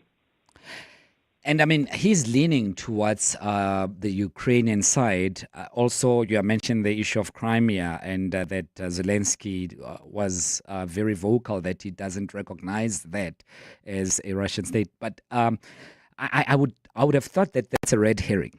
There are pertinent issues on the table at this present moment, and using that to divert from the current conflict is but looking for an excuse to justify perhaps your incompetency in resolving the conflict, or justifying your allies' stubbornness in coming to the party and being effective, especially when they are an aggressor. Professor Isike? Yeah, absolutely. And his response was stop, Vladimir. That's what he put on his truth social media outlets. He stopped. I mean, that is very childish in my view, because if you really want Russia to stop, there are pressures that the United States can exert on Russia to force it, to discuss. But it appears that it is only interested in disparaging Ukraine and Zelensky, and not putting any kind of pressure on Russia. You recall that of all the countries that were tariffed all over the world by Trump, Russia significantly was not included in that. And you wonder whether, that was because, for example, it's part of the deal to try and sweeten Putin to accept whatever, is being proposed in order to achieve his aim of saying, well, Biden started the war and I, Donald Trump, ended it, and I am a deal maker, right? Those ephemeral, celestial considerations seem to drive his government and his foreign policy approach, and it's dangerous, for the world we currently live in, and the kind of world that we are going to live in the coming future. Dr. Matambo, is Trump, and the same I would like to ask for our president, given that he's a president of the country, but also the president of the ANC, are they legitimate arbiters in this? Do they have the requisite bona fides? Do they carry sufficient neutrality to be sober brokers of this conflict? Well, when it comes to Trump, I think the answer is pretty much obvious. I was listening to John Bolton the other day, who was a previous National Security Advisor to Donald Trump, and he said Trump's interest is not really to side with Russia, but Trump's interest is to side with Vladimir Putin.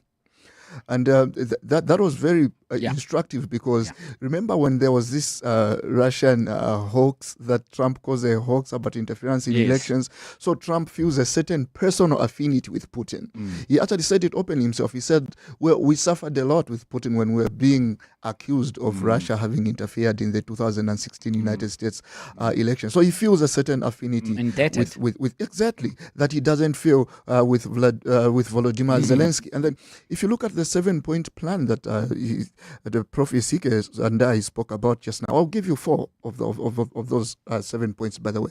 The first is that Russia, that aggression should stop, and that the two parties should keep the territories they have. Now, that is effectively giving Russia the Donbas region, which is eastern Ukraine. The second point was that Russia should keep the Crimean Peninsula, which it illegally seized in 2014.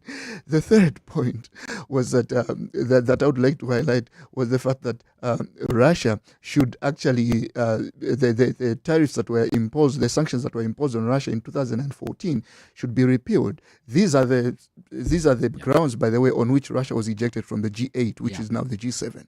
And then the fourth fourth point I'd like to highlight is this mineral deal now that they've been talking about to Ukraine. Now, if you read these 4 points here, they are actually a capitulation really on the part of Ukraine. If Ukraine admits to that, then it would have lost a good percentage of its territory. So on that basis, we can simply say that Donald Trump is really not an honest broker in this. When it comes to South Africa, even if it doesn't have this requisite economic and political, or economic and material heft to bring to the conflict, at least it has a good track record of siding with powers that have been negatively oppressed. And Prof. Isike already said that South Africa has kind of recalibrated its stance on the issue, and today it stands as a more credible broker than the United States, even if it doesn't have the economic and material clout that the United States can muster. Yeah, I mean, and it's quite interesting times in the country that at times then what's taking place in the party has to be something contrary to what's taking place in the government. Just as much as we have seen John Steenhuisen wearing his government hat, shaking Xi Jinping's hand and having to smile and exchange pleasantries with him. And those are some of the interesting things that we have to see now. It's exactly 10:30. Please, gentlemen, stick around. I want us to explore all these themes with you a little bit later on. 10:30, time for Eyewitness News headlines. And brought to us by Sfiso Zulu. What's the latest? Good morning. Thanks, Thabo. Good morning. Finance Minister Enoch Godongwana has moved swiftly to introduce a new bill in Parliament to cancel the VAT hike, which is due to come into effect in just 6 days' time. But it's posing a legal conundrum as to whether it's enough to nullify the increase in such a short space of time, considering the parliamentary processes that need to be followed. Reserve Bank Governor Lesedi Kganyago says the G20 tracks have their hands full as policymakers continue to meet to address priorities. During South Africa's G20 presidency this year, the bloc's member states are expected to focus on economic growth, food security, energy security and climate change. While still considering a premier forum to address global challenges, Kganyago raised some frustrations earlier this week about the G20 agenda being too overloaded and too complex for effective decision-making. And the Vatican is making final preparations for the Pope Francis' funeral as the last of the huge crowds of mourners filed through the St. Peter's Basilica to view his open coffin. Many of the 50 heads of state and 10 monarchs attending tomorrow's ceremony in St. Peter's Square are expected to arrive later today in Rome. And those are the headlines. This EWN and more at 11 or as it happens. EWN Traffic. Traveling on the N12 west in the Benoni area, we've got heavy traffic volumes along this route.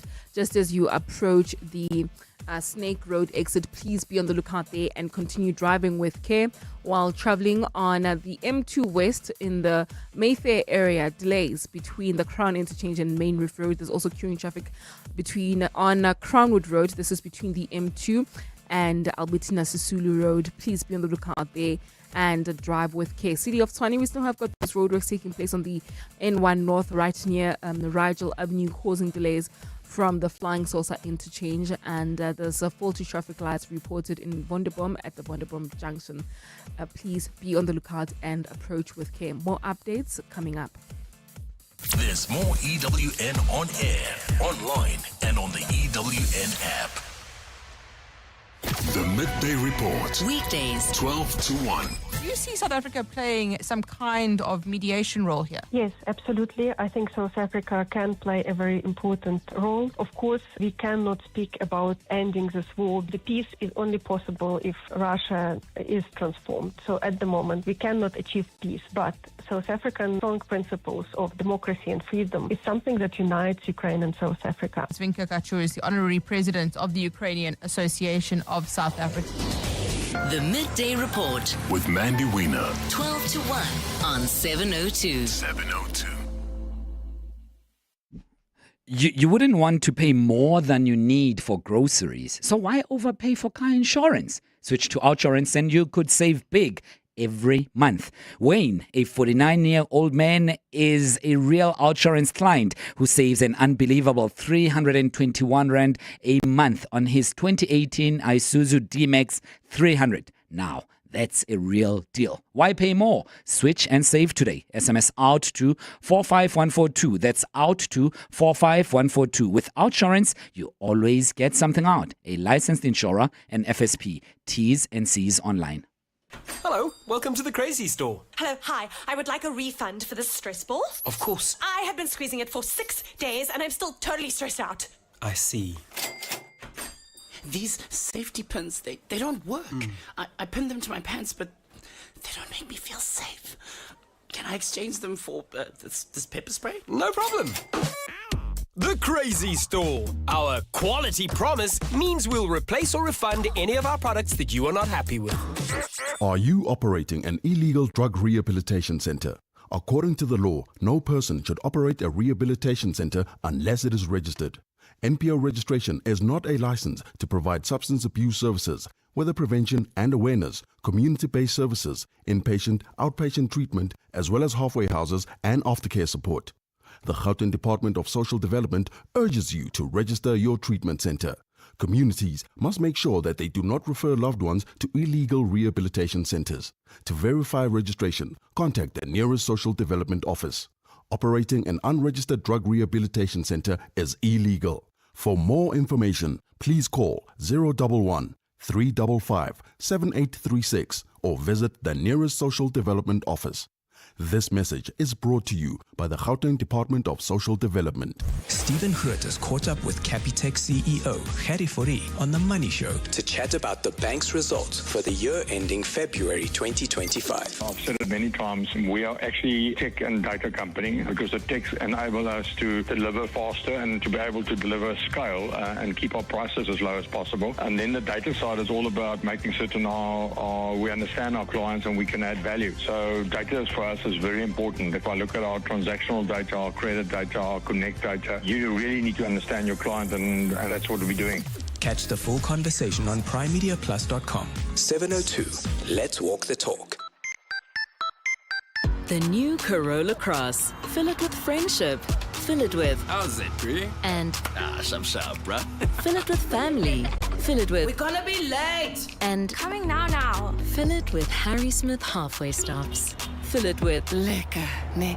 Fill it with life. With a new look exterior, including a geometric grille, panoramic view monitor, park distance control, a power boot kick sensor, and a spacious interior, the new Corolla Cross is filled with life. Let's walk the talk. 702. 24 minutes to 11 o'clock. Thanks for sticking around with us for the past hour and a half. Is it almost 2 hours now, right? Yeah, that's what it is. My name is Thabo. I'm here on 702 in for Clement, and we together till 12. Great having you with us. We are just delving deeper into the Russia-Ukraine conflict that has been taking place, especially on the backdrop of the president, together with his delegation, visiting South Africa. The president of Ukraine, that is Volodymyr Zelenskyy, visiting President Cyril Ramaphosa in the country. And to what extent does that affect all of us here in South Africa? Does it help to de-escalate the tensions? Does it position us favorably in geopolitical landscape? Or does it do more harm, given that we have been enduring some bit of blows, especially from the US of recent? That is 011-883-0702. 011-883-0702. My guests, Dr. Emmanuel Matambo, international relations expert, together with Professor Christopher Isike, who is also in that space as an expert, and we are just peeling this very interesting onion. I'd like to hear from you. Your views really matter, and especially when we have experts of this caliber with us, for you to engage with them, ask them questions, try out your theories with them, and let's see how it goes. 011-883-0702, 011-883-0702. There was a text message here that I wanted to take to air. It says, South Africa was vilified on its stance on Ukraine just a few months ago, yet today it is hosting Zelensky. Can your so-called Western educated experts explain how United States held such differing views between Biden and Trump on the same conflict? Yet on Israel's terror against Palestine, there is a complete enabling of Israel by both Republican and Democrats. I'll throw you the question over to you. First, Professor Matambo, then I'll go to Professor Christopher Isike, who's on the line. And I must say, I apologize for the insults of being called so-called. That doesn't help an argument, however differing you may be with someone who's positing something. But so it is what it is. So I don't know if we can just focus on the substance of that, Dr. Matambo. I will answer the question in two parts. The first part about South Africa's changes over Ukraine, and I think I'll dwell on one of the most important things that President Ramaphosa said yesterday during his remarks with Volodymyr Zelensky. Was one of the first sentences he mentioned when he said, "We are calling for the return of children, Ukrainian children that are being held in Russia." Now, that was indirectly saying Russia has actually committed a war crime, because that was the basis, by the way, on which President Putin was slapped with a warrant of arrest from the International Criminal Court. So I thought that was important. And as Professor Isike said, South Africa had to revise its stance on this issue, because if you look at Russia as having helped South Africa, well, Russia did not exist in its current form until the Soviet Union dissolved. So what helped South Africa was the Soviet Union, and Ukraine was actually an industrial hub of the Soviet Union. So that is why South Africa has temporized its stance on that. And rather than being vilified, South Africa, that is, by the way, it should be praised, because people change according to new information and new data that you get. The second part about the United States having a consistent stance when it comes to Israel, you also have to look at the personal interest of the United States itself. And I mean, no one can discredit the power of the Jewish lobby in the United States. When it comes to Donald Trump, it was expected actually that he would support Benjamin Netanyahu and what he's doing, for two reasons: America's foreign policy consistency when it comes to Israel, and the fact that one of Donald Trump's biggest donors, Marianne Adelson, is actually a staunch supporter of Israel, and she has been backing Donald Trump to the hilt. So it was expected, because Donald Trump is people call him a transactional president. For him, what appeals to him at a personal level is eventually what filters into the foreign policy space as well. Professor Christopher Isike, do you want to attempt following up on that one? Yeah, but I will start by educating the caller. When we say we should ignore and focus on the substance, we do not educate, and I'm an educator. Sure. So my education to the one who posed that question is to say, look, he is literate. He learns English. He speaks English, which is a foreign language, a Western language. He probably went to some school and learned education that is also Western. So I agree that we should begin to decolonize a lot of these things, but you do not decolonize them by pointing fingers at others, because when you do so, your four fingers point right back at you.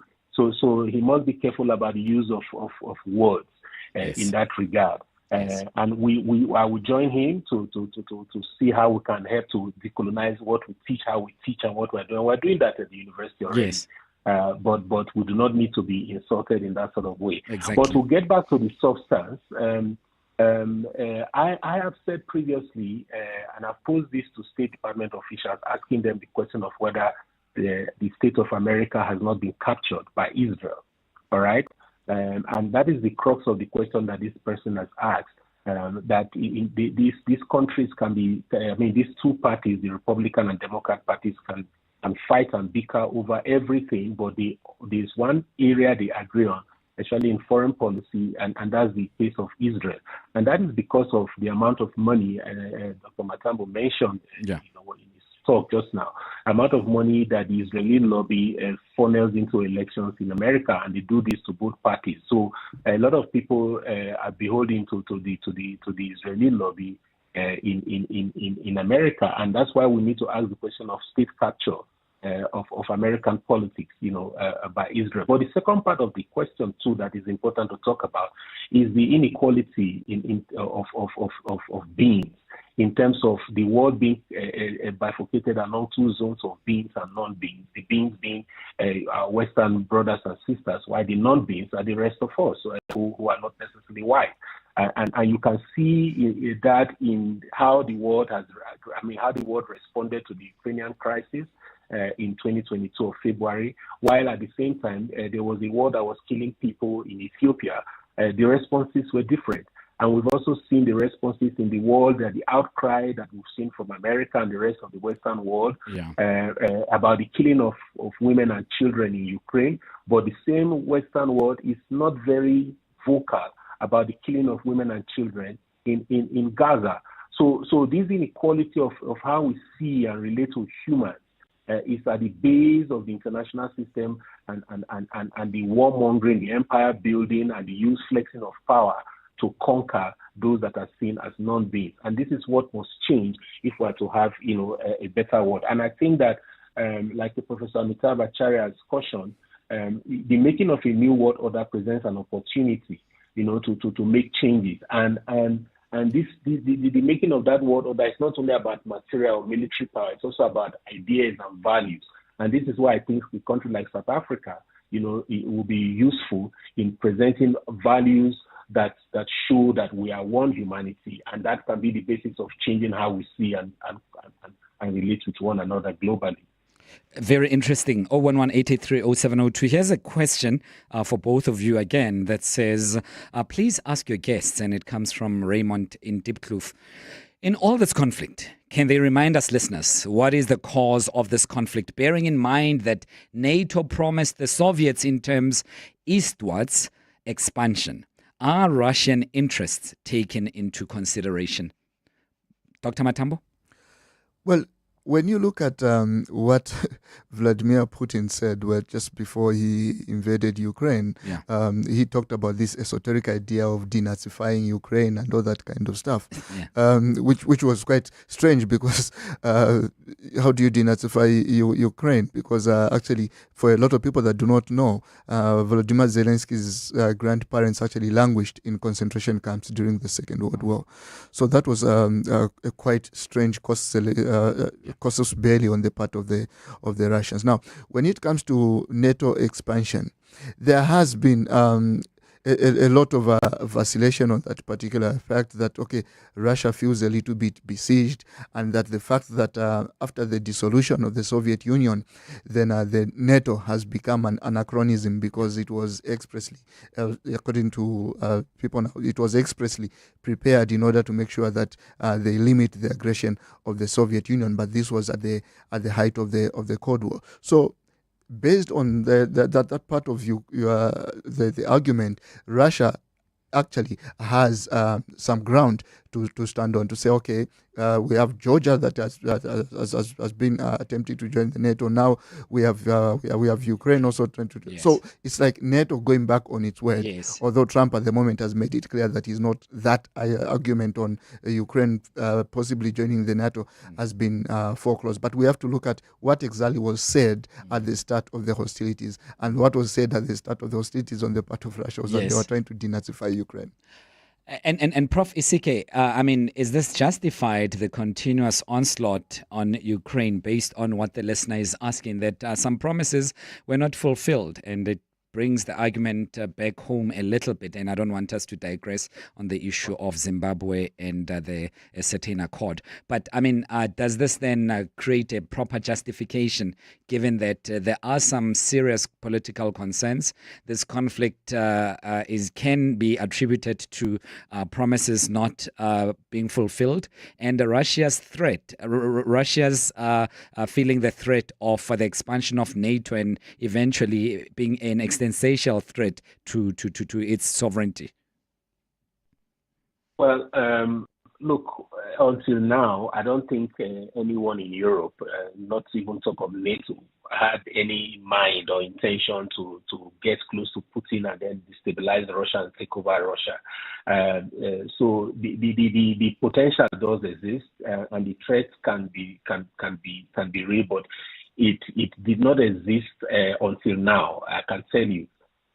Because we must also ask the question of, I agree like Dr. Matambo said, that there is ground to stand on, and the caller or the one who sent the message does have the point. But the other side of it, because we should also be wary of the danger of a single story. The other side of the story is to ask the question of why former USSR allies, countries that were affiliated to Russia, why most of them are afraid of Russia and preferring to go to NATO to secure them from Russia. He was asked that question, right? And the answer to that question, because at the end, when the Cold War ended, when the USSR disintegrated, the thinking, the glasnost and perestroika, the thinking behind these two concepts was that Russia was now going to allow free trade and to go for it to prosper, right? Now, if that was the intention and that was followed through by President Putin when he came on, Russia would have prospered and would have even been feared. This war has helped to demystify Russia in many ways, and that's a subject for a different discussion. But the point is that there must be a reason why these countries are worried about security from Russia, because of the tendencies that Russia has shown to them, and so they're running to NATO, right? And they're running to NATO exactly because of the fact that there's been no guarantee. I mean, a country like Ukraine agreed with Russia in 1991 to give up its nuclear weapons to get security from Russia. But because Putin has this empire expansionist idea, a nostalgia about the USSR, which came out from his speech. If you listen to his 1-hour speech on the 22nd of February 2022, just a few hours before he launched his attack, the whole hour was spent expressing nostalgia about how Russia at the USSR was, how it was a mistake for Russia for the USSR to break down, and how Russia is no longer respected. So he has been nursing this feeling of we are not respected enough, some kind of make Russia or make USSR great again mantra. And for me, that idiosyncrasy is what is driving his action more than economic and security considerations, which no one would have dared until 2022 when he attacked Ukraine. Yeah. It's 9 minutes to 11 o'clock. You're on 702. My guests, Dr. Emmanuel Matambo and Professor Christopher Isike, International Relations Analysts. And we are speaking about the Ukrainian President Zelensky's visit to South Africa, the conflict between Russia, South Africa's role, and given that the party that has got the majority, at least of seats in parliament, the ANC, is leaning towards Russia, and they've got ties, as Dr. Matambo had said, with USSR, its predecessor then, and now they are leaning towards, as far as the party is concerned, towards Russia. And in government, can they be sober, direct, neutral arbiters in this conflict? And we are touching on everything that has to do with Russia and Ukraine, and on the backdrop of South Africa's involvement. I'd love to hear your views on this.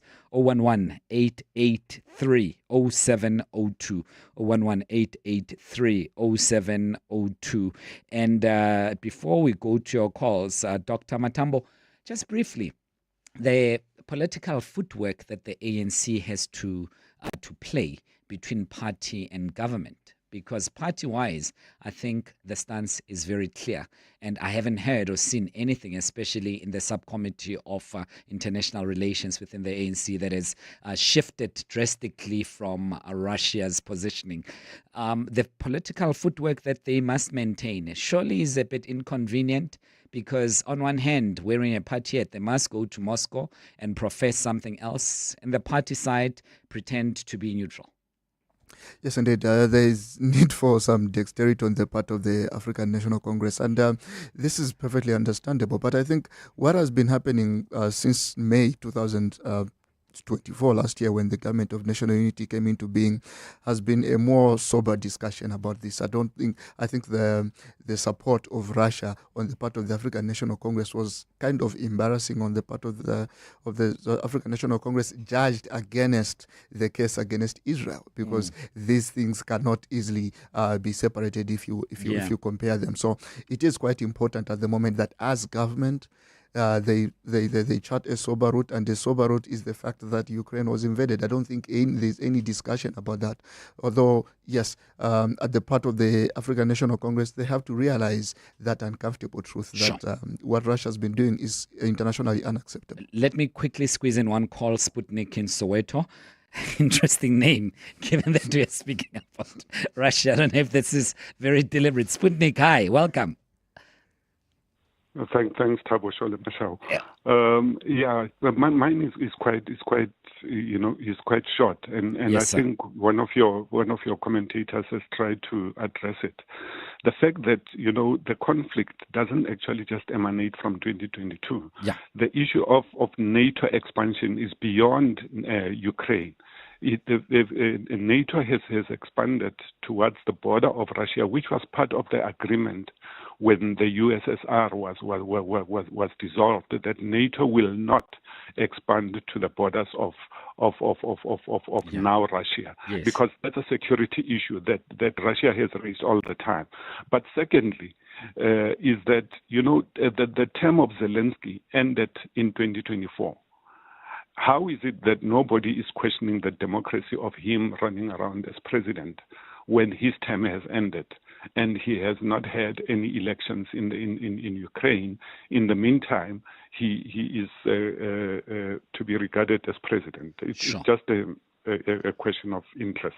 Sputnik, I'll give it to the experts to respond to this. Is a Sputnik Ratau that I owe a bottle of potent something to? I will not go further. My Russian name might make you to have to compromise spend you. more. Thank you so much. Thank you so much, good sir. Gentlemen, we have about 20 seconds each to respond to that.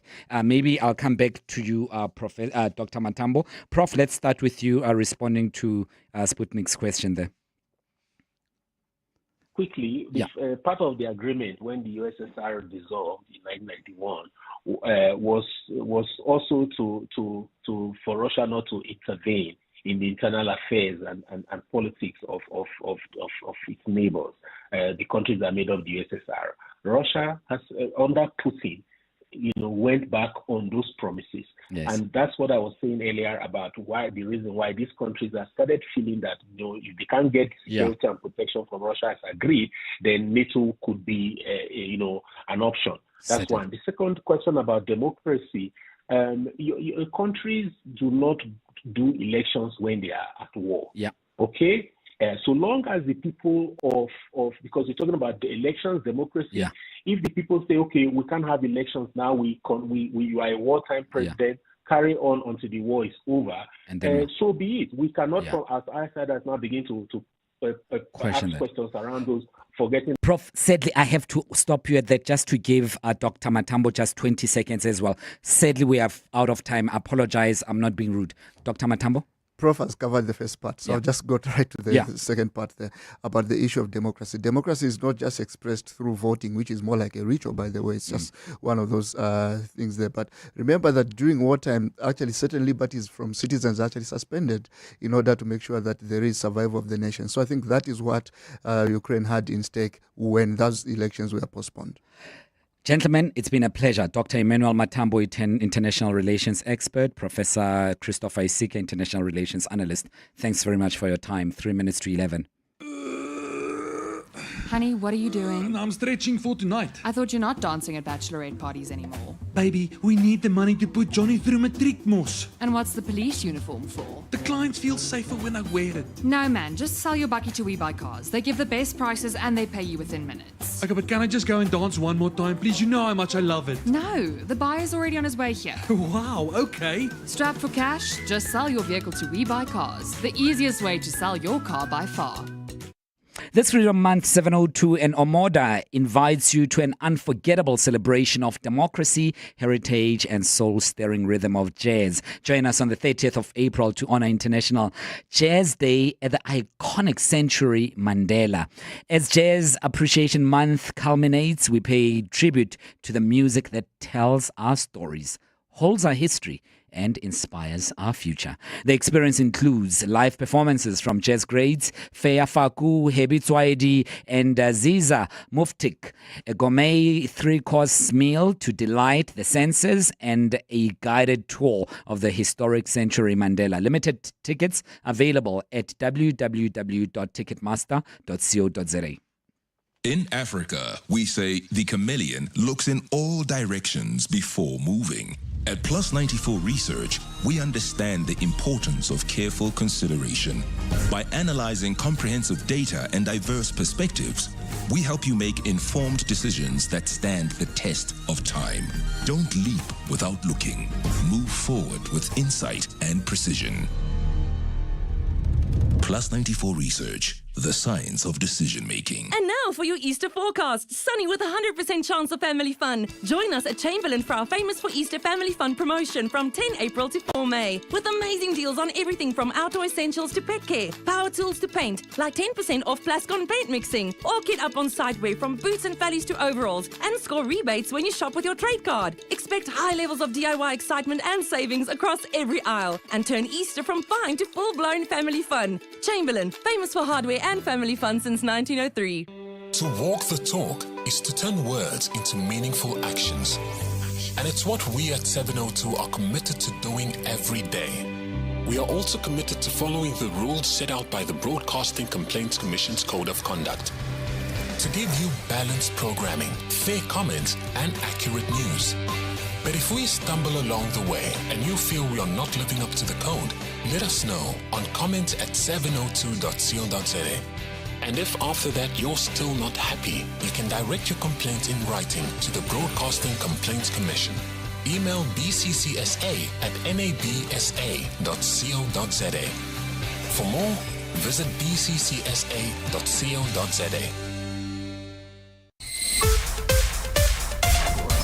This is EWN. Good morning, I'm Sfiso Zulu. Finance Minister Enoch Godongwana has moved swiftly to introduce a new bill in Parliament to cancel the VAT hike, which is due to come into effect in just 6 days' time. But it's posing a legal conundrum as to whether it's enough to nullify the increase in such a short space of time, considering that the parliamentary processes that need to be followed. For the first time in the country's history, the Finance Minister has also withdrawn the two main money bills that make up the national budget, effectively leaving the country without a budget almost 2 months since the start of the new financial year. Lindsay Dentlinker has more. Parliament's latest notice of announcements and tablings indicates the Finance Minister has now submitted the Rates and Monetary Amounts and Amendment of Revenue Laws Bill following his announcement in the Government Gazette yesterday. Parliament notes that it has referred the bill to the Finance Committees of both houses for information. However, the notice indicates the bill can only be classified in terms of how it needs to be handled 7 parliamentary working days after its introduction. This time frame would exceed the day on which the 0.5 percentage point increase is due to take effect, and it would only be the first step in Parliament considering the new bill. The new amendment bill seeks to preempt the increase announced by the Minister on the 12th of March when he tabled the annual budget. With the National Assembly scheduled to go on leave next week, it's unclear whether a court order will still be required to put a stop to the VAT hike taking effect by the 1st of May. Lindsay Dentlinger, Eyewitness News, Parliament. The South African Taxi Association says it's not true that its members are still receiving COVID-19 relief funds. Santaco says the Transport Department is only processing and paying outstanding relief funds to operators that were delayed because of backlogs. Spokesperson Rebecca Pala says tax compliance is a key requirement to accessing the funds, and members who are non-compliant cannot receive the relief. The criteria for qualifying taxi operators is when they are a South African citizen or a permanent resident in the Republic and in possession of a valid operating license, and they must also be registered for income tax with the South African Revenue Service. She says the relief fund is a justified intervention as the industry operates despite government's subsidies. We urge the public to show compassion and understanding. Delays in some applications have been due to long-standing issues such as operating license backlogs, not in any way the issue of non-compliance and or mismanagement. And Reserve Bank Governor Lesisha Kganyago says the G20 tracks have their hands full as policymakers continue to meet to address priorities. During South Africa's G20 presidency this year, the bloc's member states are expected to focus on economic growth, food and energy security and climate change. While still considered a premier forum to address global challenges, Kganyago raised some frustration earlier this week about the G20 agenda being too overloaded and too complex for effective decision-making. Kganyago says casting the policy net too wide is among reasons why an earlier meeting failed to find consensus, with climate financing a sticking point. Kganyago was speaking at the second G20 finance minister and central bank governors meetings in Washington, D.C. yesterday, where he again called for a narrower scope for the agenda. For the South African presidency, in the finance track, for example, we decided we will have a focus with respect to cross-border payments. And we picked up cross-border payments for a reason. And it was because the cost of remittances in the African continent had proved to be higher than many corridors elsewhere in the world. But importantly was that there was political commitment to bringing down the cost of cross-border payments. And the Vatican is making final preparations for Pope Francis's funeral as the last of the huge crowds of mourners filed through St. Peter's Basilica to view his open coffin. Many of the 50 heads of state and 10 monarchs attending tomorrow's ceremony in St. Peter's Square are expected to arrive later today in Rome. Italian and Vatican authorities have placed the area around St. Peter's under tight security, with drones blocked, snipers on roofs and fighter jets on standby. Gold is trading at $3,290.37 an ounce. The rand is at 18.87 to the dollar, 25.05 to the pound, 21.37 to the euro. Brent crude oil is at $67.01 a barrel. And in the traffic, we've got delays in the city of Tshwane along the R21 North as well as the N1 North at the Flying Saucer interchange. Roadworks are taking place there. Please be on the lookout there while traveling in Bedford View. Delays on the N12 and R24 West between the Edenville Road exit and the Kiludis interchange. There's also roadworks that are taking place along this route. Please be on the lookout. A partly cloudy Friday in store for Gauteng. The temperatures will peak at highs between 20 and 21 degrees. The top story in EWN this hour: Finance Minister Enoch Godongwana has moved swiftly to introduce a new bill in Parliament to cancel the VAT hike, which is due to come into effect in just 6 days' time. EWN, in touch, in tune, and independent. For the latest, visit ewn.co.za or download the EWN app. 702. Live on the Prime Media Plus app. DSTV channel 856. 92.7 and 106 FM. Let's walk the talk.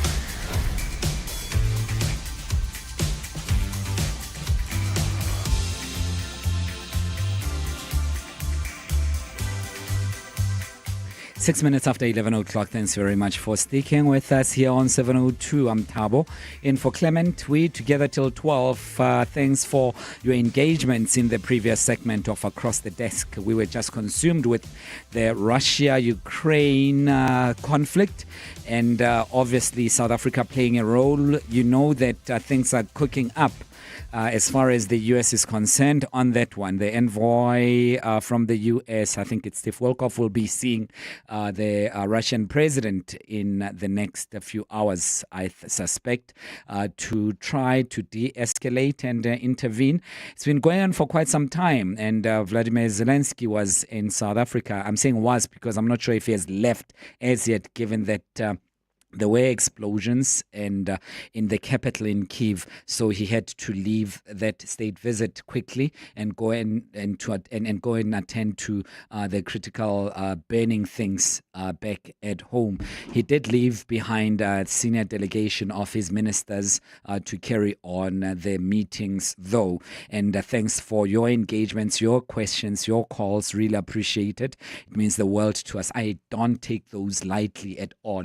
I don't. And you may think that it's just a ritual when we say thanks. No, it means a lot that you are taking time. You could be anywhere. You could be next door. It's just by a press of a button that you could leave us, but you choose to be with us. So to me, it genuinely means the world to me that you are taking time to be with us. And I would like to appreciate you for that. Really appreciate. Speaking of something regarding appreciation, do you feel appreciated in your relationship? Do you feel valued? I'll tell you why I'm asking. Sometimes before a relationship ends, it had already ended many months, weeks, and years before. So it's not a sudden explosion at the end, but rather through some gradual erosion of connection, happiness. You see this person becoming a little bit distant, visiting their cousin more often than not, trying to spend as little time as possible with you. The reflexes, verbal harsh reflexes that may be there. And generally you're thinking, man, it's not this person that I know. No, man. This person, all of a sudden they're so impatient with me. Even when I'm joking, they are turning a joke into a serious fight. I could have said, I see you gaining a little bit of weight there. I like it. Oh, that's all that you see. That's all that you see. So I'm raising that because we have a relationship feature focus, right? A relationship focus. It's a standing feature on this show every Friday. So I'm not moving furniture even when Clement is away. So, and today we are asking on this feature, how to spot that your relationship is headed for a split. I'm sure you've been there, where someone said, I think we should see other people. I think we need a break. I'm not feeling this anymore. It just did not happen instantaneously like that. The thought didn't just get into their mind at that particular moment. I'd like to believe, I could be wrong. I think it may have worked itself out for some time, and now they are ready to tell you.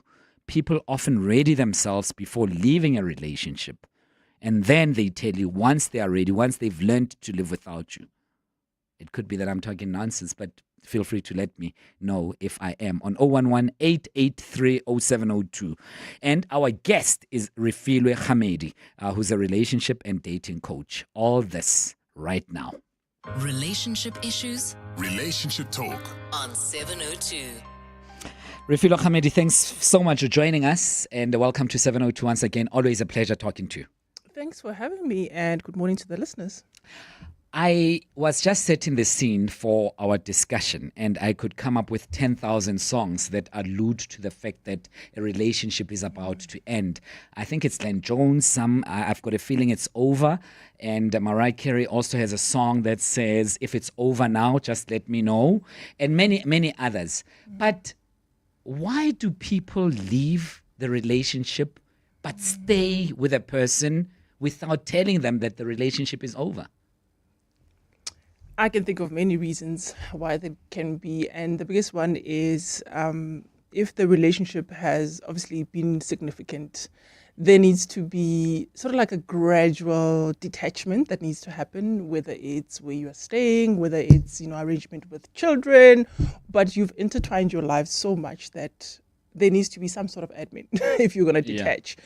And some people are reluctant to changing because I think we all know that it may seem greener on the other side, but it doesn't always seem as such. And I know most people cling on to the hope that the partner is going to change, or maybe if I just don't have expectations anymore and carry about my own life, they will notice and this will bring them back. Or there'll be a grand gesture and then they'll shape up. But a great deal it's about having those tough conversations, and most of us are reluctant to actually sit the person down and say, listen, I'm out. When you decide by yourself that it's over, I'm assuming there must be a straw that broke the camel's back for you to get to that point. Of course, and it varies because sometimes it's one incident, one ginormous incident, like we see it with infidelity or something.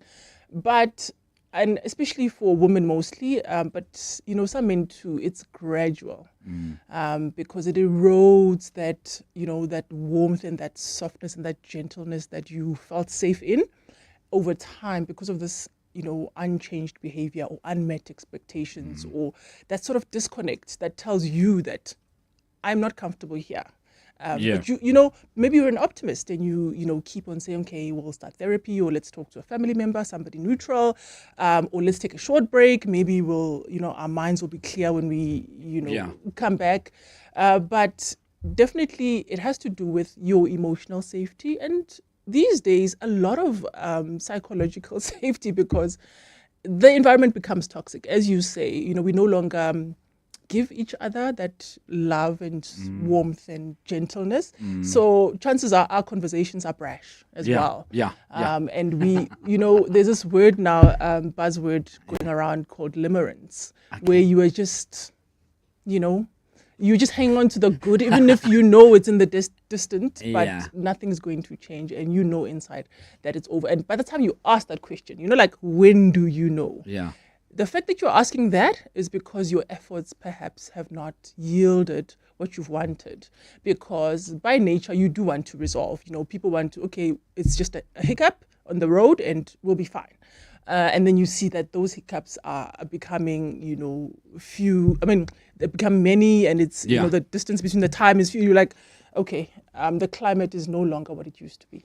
Is it fair, though, Refilwe, for me to leave Refilwe in December of 2024 and only tell you now on the 25th of April 2025? Is it fair, or is it just honestly emotional corruption of sorts? Fair to who is the question?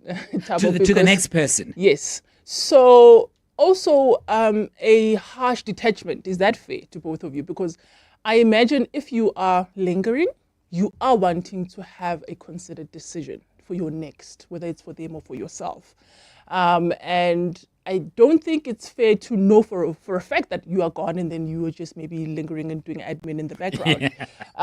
But I know for a fact that it's, you think and you imagine your life and you perhaps think of, have I done everything that I need to? And that takes time, because, we know that if you are quick with your decisions, they don't always have that lasting impact, especially when it comes to love, when it's not a logical thing to do.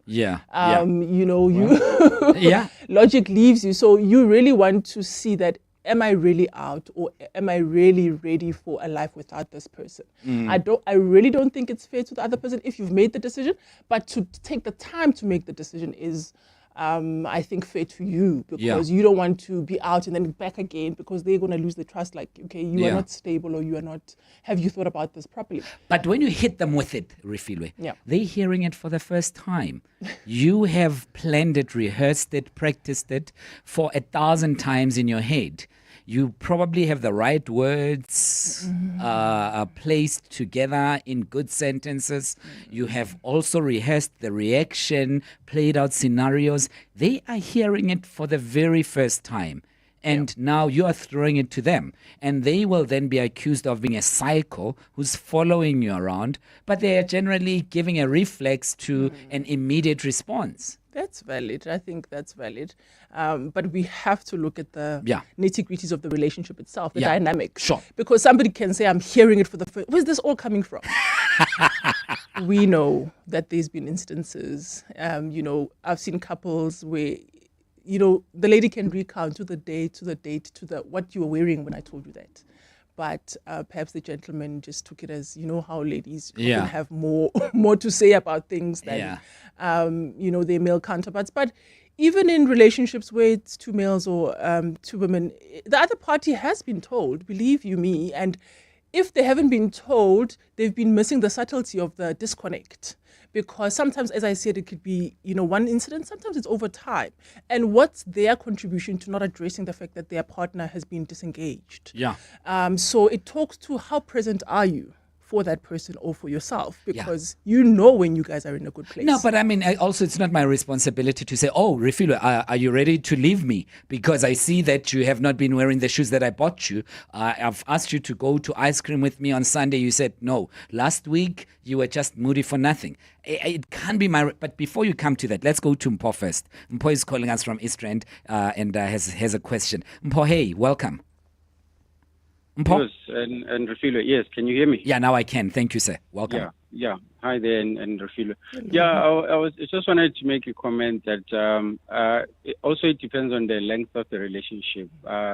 In my own experience, I've seen that if you've been with someone for long or maybe for a considerable amount of time, these things can be instinctive. Even before you see the signs, you can sort of feel if something is no longer working, you know. That is why they're saying don't go through your partner's phone, because you will definitely find what you're looking for. You find that thing because, you know, firstly you suspect that there might be things in the phone because of exactly what I'm saying, the point I'm making. And then, the signs are obvious. I'm sure Refugee has covered most of them. Yeah. And social media has sort of made it easier to even see the signs, you know. Yeah. Well, but tell us about yours, Mpo. What were some of the signs in your own experience? One or two signs that you thought, hey, this is it. When someone is lying about their whereabouts. Yeah. There's something that happens, man. You suspect because you can feel, you can sense that now, man, something is not right. That's why more partners have sort of taken upon themselves to go and check this thing out and to find the opposite to be true, that no, this person is not where they said they were going to be. Yeah. Yeah. Mpo, thanks for the call. Really appreciate it. Very important call, Mpo, in the East End. Lies, I suppose, when people start lying to you about their whereabouts, one of the key signs. And, you know, lies in relationship are for different reasons. Sometimes it's for convenience. Yeah. But when you've had the feeling and you pair it with the lies and you pair it with what you find in the phone, of course, you'll, you know, have a little bit of reflecting to do as to how did we get here? Yeah. But if, you know, even the partner that's being surprised, if they are being honest with themselves, they will know that things haven't been okay. Yeah. And earlier you were speaking about it's not my responsibility to ask if you're leaving me, but a temperature check in your relationship is your responsibility, because I need to know that, are we still okay? Are we still connected? And I need to be interested in what you are going through. Perhaps it's not the relationship that's, made you be moody or whatever. Whatever it is it something I can support you on? So it doesn't necessarily mean that everything that's making the other partner off has to do with the relationship. But if you care about my wellness, then for me, it's still a good basis for us to continue with the relationship. Certainly. And sometimes the wellness does fall outside of the relationship. Yeah. Maybe what's good for me is no longer, what's serving the relationship. And I want people to also think about, you know, the trust that's broken if they are willing to put in the commit to working towards getting to that place again. And oftentimes there's one in the relationship that doesn't want to visit issues all the time. Yes. And unfortunately, retracing our steps and going through what happened to lead us here is one of the moments that can lead you to a different destination if you wanted to still be with that person. And it takes work. And most of us, I know, do not want to be involved in that situation. No, we don't want to work on adults. People are adults. Let them work on themselves. I don't want to work on some other person's daughter and now they become a permanent job that I have to look after. But you said something very important. Temperature check. It's very important. Are you okay? But Refilo, when I say that, the answer is almost predictable. 99% of the time. Yes, I'm okay. Why are you asking? And then a follow-up creates, opens a door to a conflict that was not there. And if I leave it at that, saying that you're okay, still I don't care enough. Because I should have done something after you said, yes, I'm okay. Why are you asking? So, I mean, I'm just acknowledging the complexity of people navigating these emotional meanders of love. And what role does intention play in all of this? Because, Refilwe, if I'm truly into you and I've got good intentions for you, I would be able to communicate certain things, however uncomfortable they may be. Yep. That's 100% true, and I agree. And it has to do with the connection. But if I feel disconnected from you, maybe one of the reasons I'm not okay is you, and it's been hard to communicate that to you. That I'm the problem. Exactly. And you take time in a relationship to learn, obviously, how your partner does things. We shouldn't feel like it's our responsibility to always make sure that they're okay. but it's our responsibility to demonstrate that care. So Yeah. sometimes it's not a conversation, but because you can see this person's off, so they're not going to receive you how they usually receive. Yeah. Sometimes it's a gesture, sometimes it's something nice, sometimes it's, we spoke earlier about, just an ice cream day. Just, we don't have to talk, Yeah. but, just, I'm right here next to here. you. Yes. I'm here. And I think those are some of the things that stick if the person still feels connected to you. Yeah. But if it's over time of me communicating that this is what this makes me feel, this is what I'm expecting from you, and this is what, and all of those have fallen on deaf ears, you're Yeah. definitely not going to hear a positive response when you say, am I okay? Yeah. Because, what's happened to lead us here. Yeah.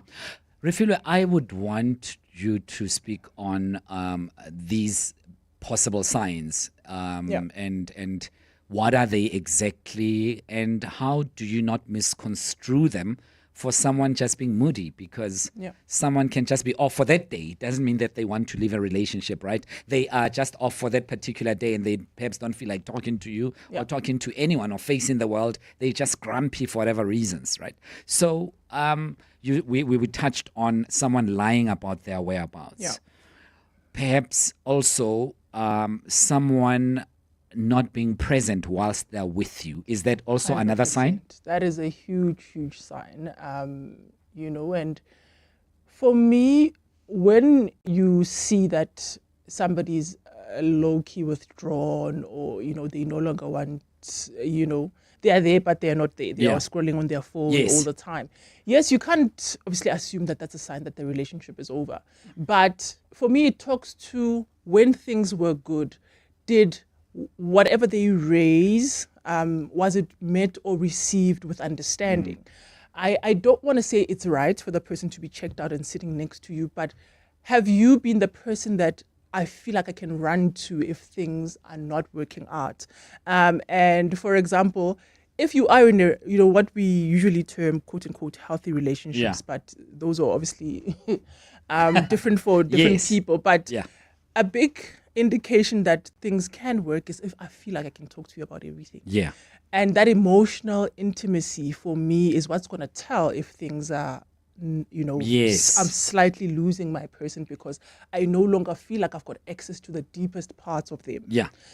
So yes, perhaps I can be present, be watching a soccer match, or be whatever, but am I feeling continually connected, and is the connection going deeper? So if that, you can feel that I'm on shaky ground here, it warrants a discussion, and not necessarily, because if you are committed enough, the earlier the discussion, the better. Yes, then you are able to turn the situation around. Because sometimes, women are hormonal. Sometimes, if you're a man, you've had a bad day at work, whatever the circumstances are. But those do not talk to obviously breaking up, but how you show up for one another and continually makes the person certainly want to be a part of your presence, for example. 26 after 11, let's go straight to your calls. Bongani in Vosloorus. Hey, Bongani. Hi, Thabo, how are you? I'm free. How are you, bro? Yeah, I wish I could say I'm free. I'm entangled in a tough one, eh? Yes, sir. I'm entangled in a tough one. I've been married for 12 years, been in a relationship for 13. So basically, we've been, we've dated for a year, and I decided this is the love of my life. And we decided because we even know the process we didn't even have the money, so the process of really going through the lobola, so we rushed off and went and signed, and he also had a daughter at a later stage, but we had some challenges. I think a year or two after that, some infidelity situation, and ever since then, what I can say is my wife has been like detached emotionally in the most amazing way. Where you would hope. I mean, it's been happening for 9 years now, and I was in hope that because I know I'm the transgressor. I brought in the infidelity, so I'm gonna work. I'm gonna take the pain. I'm gonna do all of that. While in the meantime, while all of this, she's actually detaching. But now we've got to a point where I've decided that I'm going to confront it, and I've already confronted it in a sense that where I sort of now ask her on certain actions that she's been doing and saying, you've been doing this for so many years. How what impact are you expecting to get with this kind of Yes. action in the relationship? I can tell you that, I haven't kissed my wife romantically in 9 years. Hey, Banna. 9. Yeah, in 9 years. And Yeah. if I were to, I don't want to get too explicit, but when you get into Intimacy. matters of the bed, Yeah. hey, Hutariwa, my guy, is a problem. It's like, no, when I go ahead and do your thing, and you can literally feel that it's like, look, just get it over and done with. But there isn't Warmth and the feel that you need. There isn't. So I've decided to confront it, and I've decided to say, you know what, and what's really also, I don't know, but I'm also, I think soon, I won't say the date, because if I say the date, who knows, she will know. But soon, I'm planning to actually take off a little mahadi. Oh, come on, That's how still I am for the relationship and my family. Sure, but where is she in all of this? And I'm going to ask Refilo to reflect, Bongani, more on this.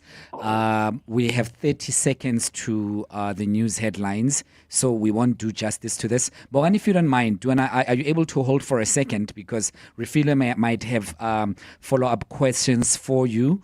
And I don't want us to miss the opportunity of being able to be of some assistance, if any at all. Are you able to? No worries, I can hold. I'm actually driving. I had to pull off. The producer asked me to pull off, so I pulled off. But are you safe though on the side of the road? No, I'm good. I'm good. If we can, I have to take news headlines with Mbali in a second. So I just want us to do justice to this call, if you will. Ne? Please hang tight. And then after the news headlines, we'll come to you, Bongani, please, if you can. Only if you can, Bongani from Fosloras. It's exactly 11:30. Mbali will give us the eyewitness news headlines as she joins us right away. Mbali, hi. Good morning. Thanks, Thabo. A very good morning. Finance Minister Enoch Godongwana has moved swiftly to introduce a new bill in Parliament to cancel the VAT hike, which is due to come into effect in just 6 days. But it's posing a legal conundrum as to whether it's enough to nullify the increase in such a short space of time, considering the parliamentary processes that need to be followed. Emergency service teams are on high alert in KwaZulu-Natal following yet another weather warning. Durban residents have been warned to brace for heavy rains as those heavy rains hit the coastal city. The city is facing a level 4 warning of widespread showers as well as storms. And the search for a prominent Cape Town taxi figure's murderers continues. Mongi Diti was shot and killed at the Nyanga taxi rank last Wednesday. He was an executive member of the Carter Regional Taxi Association. Those are the headlines, this EWN and more at midday or as it happens. EWN Traffic. This EWN Traffic is brought to you by cars.co.za. Let's find what moves you. Well, if you're traveling in Langlaagte, there's been an accident along Main Reef Road. It happened near Nasrec Road, causing heavy delays there. There's also queuing traffic in Protea Glen along the N12 West, approaching the R558. While traveling on the N12 West, delays between Edenville Road and the Kiludis Interchange. Roadworks are taking place there. There's more roadworks taking place along the N1 North in the city of Tshwane, just after the Flying Saucer Interchange, causing heavy delays there. Please be on the lookout and drive with care. Vangeli Nzuza will have your next traffic update at the top of the hour.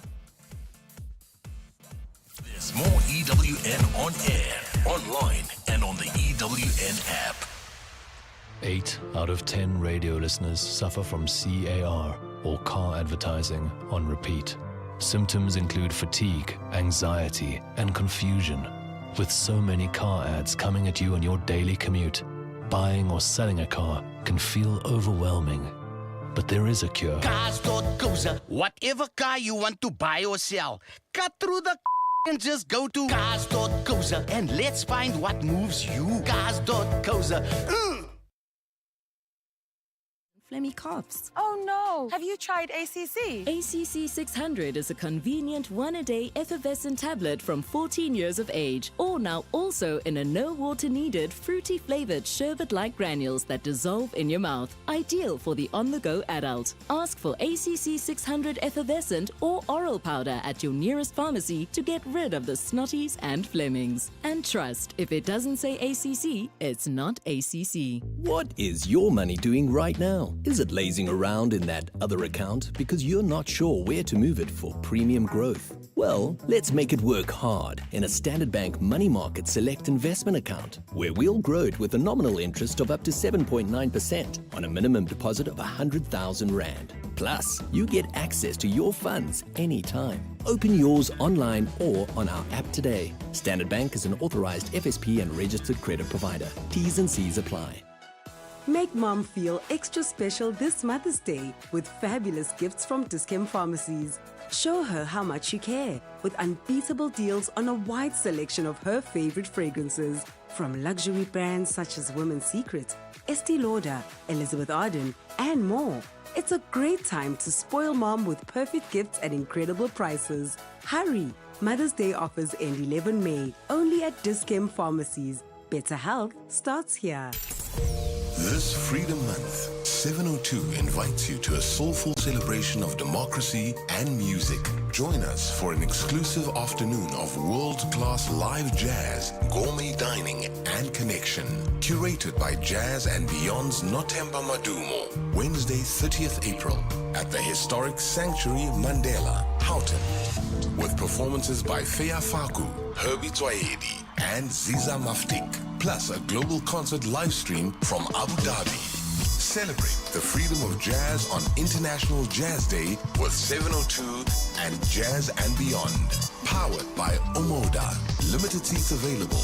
Book now at ticketmaster.co.za. Remember when we were rocking just one bike, dreaming big for our delivery business? Those days. Now we're here with a whole fleet of vans and trucks. That's why it's important to have the right partner in your corner. Of course, we owe to My Way Business Insurance. They've been our go-to for comprehensive cover, protecting our fleet while we deliver excellence. Talk about going from pedal power to horsepower. Move your business to My Way and get cover for your vans and trucks. Visit myway.co.za for a quote and do business your way. My Way is a licensed non-life insurer and FSP. T's and C's apply. 702 on X. At Radio 702. 25 minutes to 12 o'clock, between 1 and 3. Relebohile will join you with one of her riveting shows, and she's here to tell us what's coming up. Good afternoon, Relebohile. What's coming up on your wonderful show? Happy Friday, everybody. So coming up on the show, we've been telling everybody that we are giving listeners an opportunity to participate in our food feature. And we are going to be having a very serious hot chili smack pizza showdown. So we are going to be recording. We've got some 702 landers that volunteered to have their mouths on fire. Plus, we have some prime medians that are going to be participating as well. So this is all happening together with Smack Pizza. And then we will have that conversation on our food feature. After that, we'll be having Unplugged. The phenomenal Grammy Award-winning Ladysmith Black Mambazo will be joining us in studio. They are celebrating 65 years of Ladysmith Black Mambazo in the music industry. And then the upside of failure, we wrap up the show with award-winning entrepreneur, the founder of Batu Group, Mr. Theo Baloyi. Hey, Banna, what a lovely show. Don't miss it between 1 and 3. I'll be glued to the radio. 65 years of Ladysmith Black Mambazo. Don't make sure that you don't miss it between 1 and 3 with Relebohile Mabocha, 23 to 12. Relationship issues? Relationship talk. On 702. We continue where we left off on our relationship focus. And before the break, we were speaking to Bongani from Vosloorus, who was expressing some hardships that he's experiencing in his own relationship. And he still wants to go and marry this wonderful lady in his life. They do have problems, as he has expressed. And if you missed it, one of the critical things that he mentioned was that it's been 9 years since they just kissed in a warm, couple-ish kind of way, and so things have not been okay. Our expert is Refilwe Hamed, relationship and dating coach. She's right here. Refilwe, I throw it all to you because we heard what Bongani had to say, and I just didn't want us to do an injustice to this very serious matter by answering in just 20 seconds. Yeah. I really commend Bongani for still choosing his family, despite, the tough family environment that he's faced with. And I guess, when a couple is faced with such, you need to find out from the individuals themselves what is the biggest reason that they are wanting to stay, and what is it that they are currently getting out of an arrangement such as, where that you are doing absolutely everything to make sure that your family stays together. So the motivations behind, your wife Bongani as well as yourself needs to be obviously closely examined, and we cannot obviously open up your entire business on air. But it's something that, if Bongani will have me, we can talk about off air. To see how we can best help remedy the situation, especially because he's still committed to, the family unit. Bongani, if you don't mind me asking, there is a song with this title, Neither One of Us Wants to Be the First to Say Goodbye. Does it resonate with you in any way? Look, I would say it resonated a long time ago. I've seen it, and it's like, you just say, you know what, if you tell me today that this is, the end, at least I'll be out of my pain instead of seeing you. And I mean, it got to a point where I was asking her that, I made a statement that I commend her, knowing how she feels about me, that she still is able to sort of consider my needs, my physical needs, and be able to avail herself in that way. But I do know that she is not for that, because I can see it in the interaction when it happens. So I even got to a point where I had to tell her so that she knows that I'm aware. Yes. Bongani, are you feeling guilty? I've let go of the guilt. I've actually went through counseling myself eventually, because I've tried to get her to go to counseling, and I think based on how she was feeling, maybe she was not yet ready to deal with it. So normally her comment would be, I don't want to go to this thing just for the sake of satisfying what you want, in the sense of going for counseling. I feel that I should go for counseling as and when I'm ready, as and when I feel that I want to open up about this. So it got to a point where, I would say 3-4 years back, I was suffering from serious anxiety even at work, and 4 years prior that I lost my job because of it. I was, I under a lot of anxiety because of this relationship, I decided to go for assistance. And when I did get it, they did give me some tools, like, things like deep, where you try not to engage, to not be emotional, to not personalize more, especially when a person is responding to you and sort of personalizing things, even though when things are not necessarily, So I've had some assistance. Counseling, some assistance in terms of that, to be able to, sort of carry on. If you don't mind, what's the interaction like at home? Because it could be that we're judging it based only on intimacy, but your day-to-day interactions in the kitchen, watching TV, coming from work, just ordinary stuff outside the bedroom, what's that like? Does it feel like the relationship that you had before all this mess? Nah, if it wasn't for my daughter, it would literally be people just walking into the house and just say hi. And unfortunately, we bought a beautiful house. Yeah. We've got 2 lounges. Mm. So now everybody's got their space. Yeah. I'm laughing not at you because I also prefer to chill in my other lounge away from everyone. Yes. You understand, Yeah, and that yeah, also contributes to that lack of interaction. Yeah. And right now, if I say what Kosh is doing, it will also maybe just show it too much. But he's doing this other crazy course that demands time like you will not believe. And now it is just exacerbating the whole situation. I can't help but ask saying this. something. Yeah. Saying something about, but you knew when you did this course that this was, you needed to be aware and at least let's plan around what's supposed to happen. Yeah. Then sometimes you feel like you are against somebody going to better themselves. Yeah. You know? Bongani, I have to go, but I can't help asking this. Please, if you don't feel like answering, just say, I don't feel like answering it, and I'll be okay. Why stay? Why you want to take it to another? You are not only staying, you are taking it to another notch. Despite everything else, you want to go and marry her. No, but yes, but you are... Because I think maybe I still have a belief or it's something that is still outstanding. Outstanding. But I'm also thinking about my daughter. My daughter has gone through a lot. She's gone through an accident with me. I do not want her to feel like there's a lot. Dibongza, we are going to give out Refilo's numbers, towards the end of the show. Please stay tuned. I'm diving. If you don't mind, maybe you can WhatsApp. Yeah. No. The producer will WhatsApp you the numbers right now. All the best, brother. All the best. And thanks for indulging us for such. Refilo, I'm throwing it all back to you. Yeah.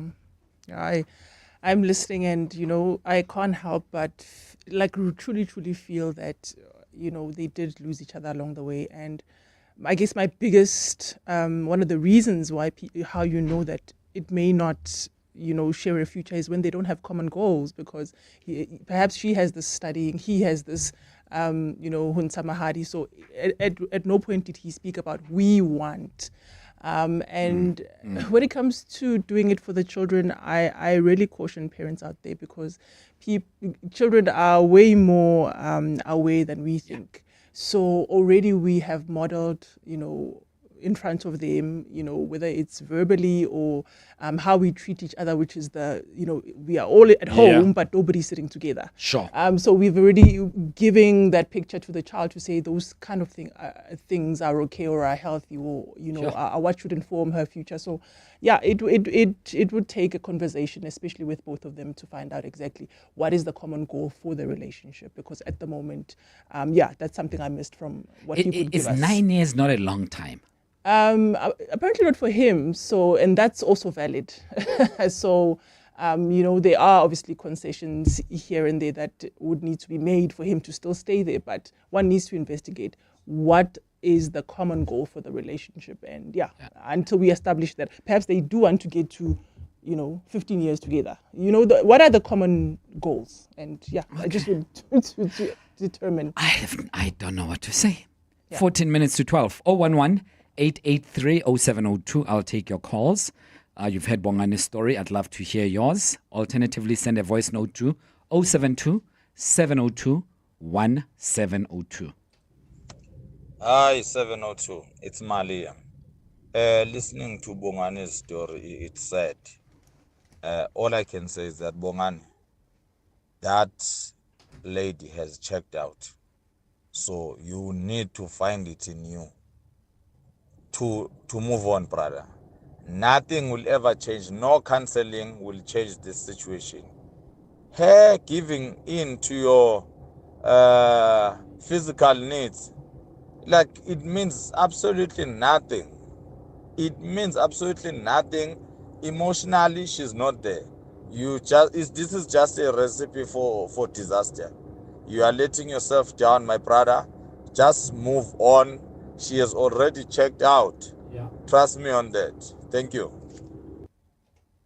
Very, very instructive there. Some of the text messages. This one says, I would say to Bongani, you shouldn't pay any lobola before things are back to where they used to be. As a woman, I believe his woman is no longer in the relationship. At this moment, she's just busy packing her physical self out of the relationship, but her emotional self, kade yahamba, it's long gone.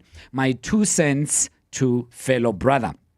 Another text message that came through on 0727021702 says, the other party always notices when he feels he's no longer getting all the attention he used to get. Then he feels that he is unhappy and starts questioning. At the same time, I was unhappy all along. Now that he notices, then it's time for me to leave. The next one says, hi Thabo, actions speak louder than words, bro. That's where I take my cue to leave, and once I leave, I don't look back. I will only confront you if I catch you red-handed. That you are cheating, and there I have no mercy. I call it quits. Coming from D. 011-883-072-702. I just wanted to read one last one here.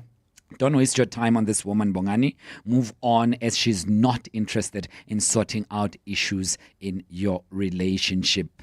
I'd love to hear from you. 12 minutes to 12 o'clock. We were speaking earlier on, Refula, about various signs. Intimacy is one critical element of it. Lack of enthusiasm in the participation thereof. What does it say? Intimacy is a huge one, especially if you guys started and you know that the chemistry between you can be on another level. Notwithstanding the fact that, life does happen to relationships, but when you know that the person's body is here, but their mind is somewhere else, and they are not able to say that, or show mercy to say, I'm sorry about perhaps last night, I was distracted because of this, and you are not able to receive the most honest picture of what's going on, that definitely is a sign that perhaps the detachment has begun. And, I hear, all of the listeners and, people saying, he should leave and all of those things. But a huge part of being with someone is, from the premise of loving them, obviously through the stages of whatever that they may be facing. So as I indicated earlier to him as well, do they have anything in common that they are planning towards? Because that would be a green flag for wanting the relationship itself to be better. Because over time, obviously, it's going to be natural for them to grow apart. But if you guys have, spoken about this and reached a point where you are saying that, for me, this works, and I don't think it works for him, obviously. Then we can question the validity of what he's going through. But each case is different, and I do sense that he loves, obviously, his family and her to some degree. So, it's very easy to be instructive when you are not going through it. Yes. But one would obviously have to hear also the other side, because there's been this conditioning also around marriage, to us women and men differently, to say you are in it for life. Yeah. So perhaps you are going to tell a story that in the beginning, the first 9 years was really bad until we swung things around because we started to work together. Let's go straight to calls. 011-883-0702. Colin in Alberton. Hi, Colin. Welcome. Hi, Thabo. How are you doing? I'm free. How's it going with you? Thank you so much, man. I can attest to Thabo's story. You mean Bongani? Bongani, yes. So to say. Yeah, I went through the very similar, infidelity, and but just to cut my the long story short, I went to sign after signing, and I was married for 7 years, and I tried to mend the relationship, or so is marriage.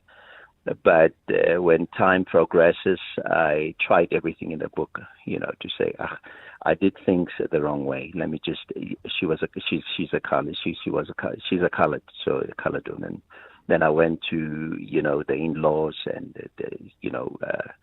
trying to do the right thing and pay lobola. But when a woman is checked out, and there's nothing that you can do, you know. And let's you count your losses, and there is nothing that she can do about it. All that I can say to him is that let him talk to each other, and that is not going to help him anyway. You know, he has to talk to her. But if ever she doesn't come on board, he just have to leave it as is. Yeah. He just have to count her losses. You know, Colin, and you're saying you've been through that, and it can be easy. It can be easy. It won't. It can be easy. I went to counseling, and that woman was just.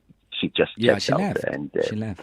And I went to I've got a kid with that beautiful daughter, and I went to as far as let me just go to divorce court, and and she checked out, and there was nothing, and it is what it is. It is. But it is.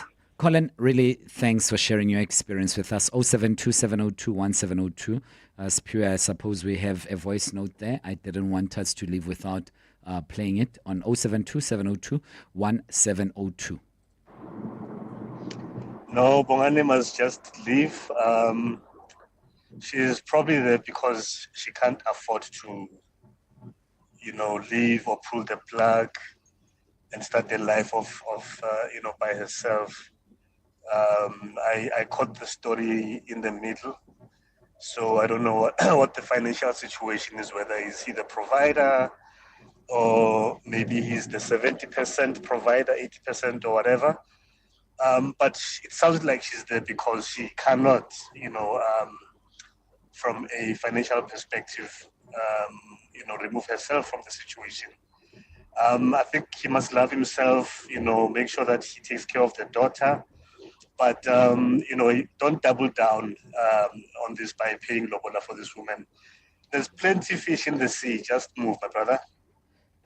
Well, very quickly, this one says, hi, Thabo. It works both ways in a relationship. Perhaps he's not addressing her needs, and over time their feelings change. Maybe he's too domineering and controlling or not listening to her. Don't blame the woman only, and it comes from Sue. We've got about a minute or so, Refilo. I don't know if you want to reflect on those two polar points. Yeah, interesting viewpoint by Sue. That is why I say, without hearing her side and having her speak of her experience in the relationship, it's difficult for us to call it and say the relationship is over.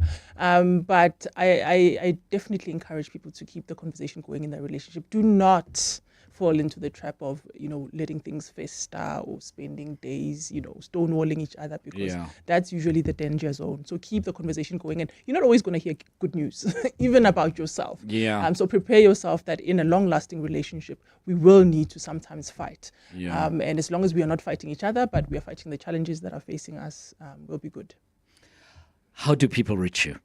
Okay, I am on all social media platforms at Refilo Kameli, Khameli is my surname, and we can engage further on there. I really appreciate your insights, and you do it with a great level of sobriety and calmness. It's always a pleasure talking to you, Refilo. We wish you the very best, and I hope that we'll chat again in the near future. My pleasure. Thanks. And this is Refilo Hamedi, relationship and dating coach, and this was our feature relationship focus. I'd love to hear from you. 4 minutes to 12 o'clock.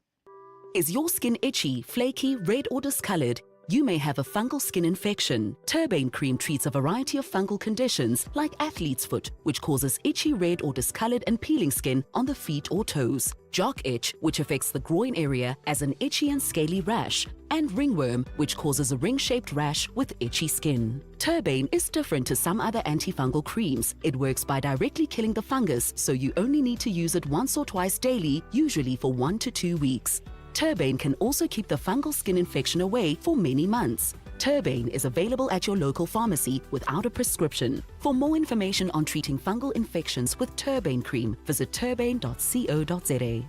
Get app-exclusive Unreal deals for 3 days only at Pick n Pay ASAP and Mr. D. Get 1 kilogram Rainbow Simply Chicken Viennas for only 95 Rand 99 each. And 200 gram Nescafe Gold Instant Coffee or a 220 gram refill for only 136 Rand 99 each. Get hundreds of unreal deals delivered by Pick and Pay ASAP and Mr. D. Valid 25 to 27 April. T's and C's apply.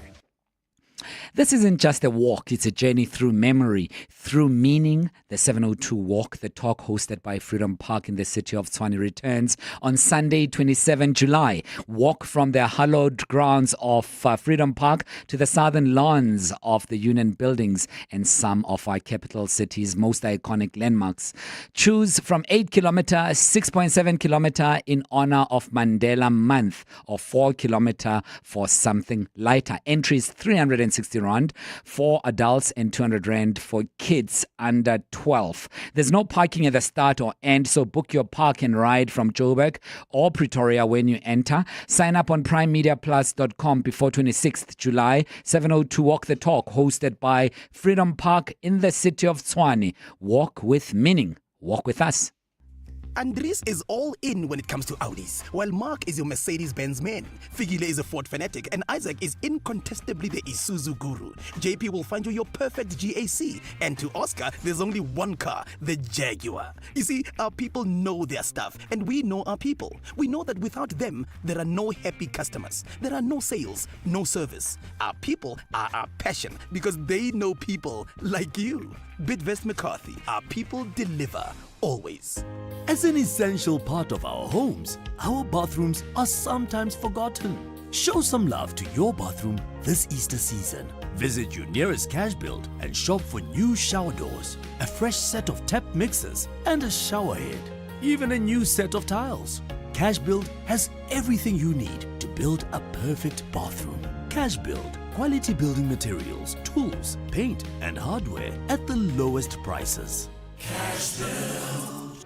To the itchy, watery eyes, the cough, the sniff and sneeze, and the hives, we say unite against allergies. Demazin once a day, keeping those allergies far away. Sniffs and sneezes out of our way. We're feeling better with Demazin once a day. For 24-hour allergy relief, speak to your pharmacist about Demazin. Demazin gets it done. Between 12 and 1, Mindy Winner with Midday Report. She's in front of me. Happy Friday, Mindy. Happy Friday. Are you well? Very well, thank you. What's it's a long weekend. coming up now? So what's next for the budget? As the Finance Minister introduces a new bill to cancel VAT. We'll have a look at that. Prison warders in court for an inmate's murder. The SCA has ruled against the city of Joburg on a precedent-setting eviction order, so we'll unpack that. We'll hear about the World Cup of Cricket Legends, which is a very cool thing.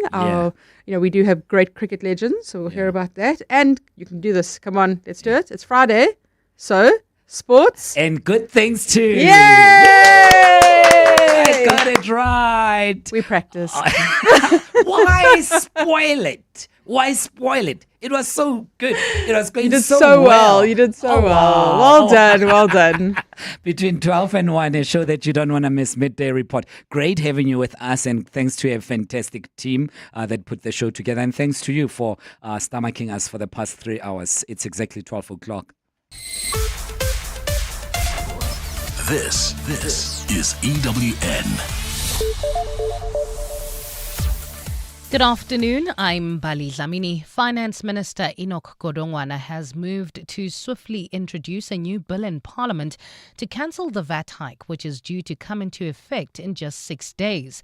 But it's posing a legal conundrum as to whether it's enough to nullify the increase in such a short space of time, considering the parliamentary processes which need to be followed. For the first time in the country's history, the Finance Minister has also withdrawn the two main money bills which make up the national budget, effectively leaving the country without a budget almost 2 months since the start of the new financial year. Lindsay Dentlinger has more. Parliament's latest notice of announcements and tablings indicates the Finance Minister has now submitted the Rates and Monetary Amounts and Amendment of Revenue Laws Bill following his announcement in the Government Gazette yesterday. Parliament notes that it has referred the bill to the Finance Committees of both houses for information. However, the notice indicates the bill can only be classified in terms of how it needs to be handled 7 parliamentary working days after its introduction. This time frame would exceed the day on which the 0.5 percentage point increase is due to take effect, and it would only be the first step in Parliament considering the new bill. The new amendment bill seeks to preempt the increase announced by the Minister on the 12th of March when he tabled the annual budget. With the National Assembly scheduled to go on leave next week, it's unclear whether a court order will still be required to put a stop to the VAT hike taking effect by the 1st of May. Lindsay Dentlinger, Eyewitness News, Parliament. G20 fiscal and monetary policy leaders have intensified calls to resolve the multilateral system as the globe scrambles to respond to the threat of even higher tariffs. US President Donald Trump turned the global economy on its head recently after he announced the imposition on all trade partners. Trump's administration announced a 10% baseline, while higher tariffs on specific countries have been put on a 90-day pause. The G20 finance ministers and central bank governors met for a second time in Washington, D.C. yesterday, where trade matters were on the table. Nogukanya Matambo reports. The trade war between the world's two largest economies, the US and China, has been escalating. The aggression has raised concerns that the global economy could suffer a massive loss, with threats that a global recession could be on the horizon. Reserve Bank Governor Lesetja Kganyago says talks are underway to try safeguard global trade and to prevent excessive volatility for emerging economies. The negotiations that are taking place bilaterally, and there was a call that we should restore the multilateral system, and the multilateral system with respect to trade would have the World Trade Organization at the center of those negotiations. The WTO was among international institutions labeled as outdated and unable to deal with the complexities of the changing global order. Nogukanya Matambo, Eyewitness News. Emergency service teams are on high alert in KwaZulu-Natal following another weather warning. Durban residents have been warned to brace themselves for heavy rains. The city is facing a level 4 warning of widespread showers as well as storms.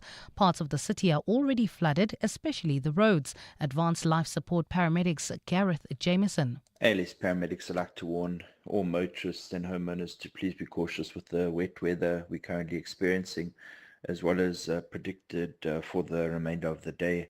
He also warns of large water forming in parts of the city. We have received multiple reports of localized flooding. This would include large water puddles that have formed. These are all over Durban. We shift our focus to this now. The search for a prominent Cape Town taxi figures murderers continues. Mongi Didi was shot and killed at the Nyanga taxi rank last Wednesday.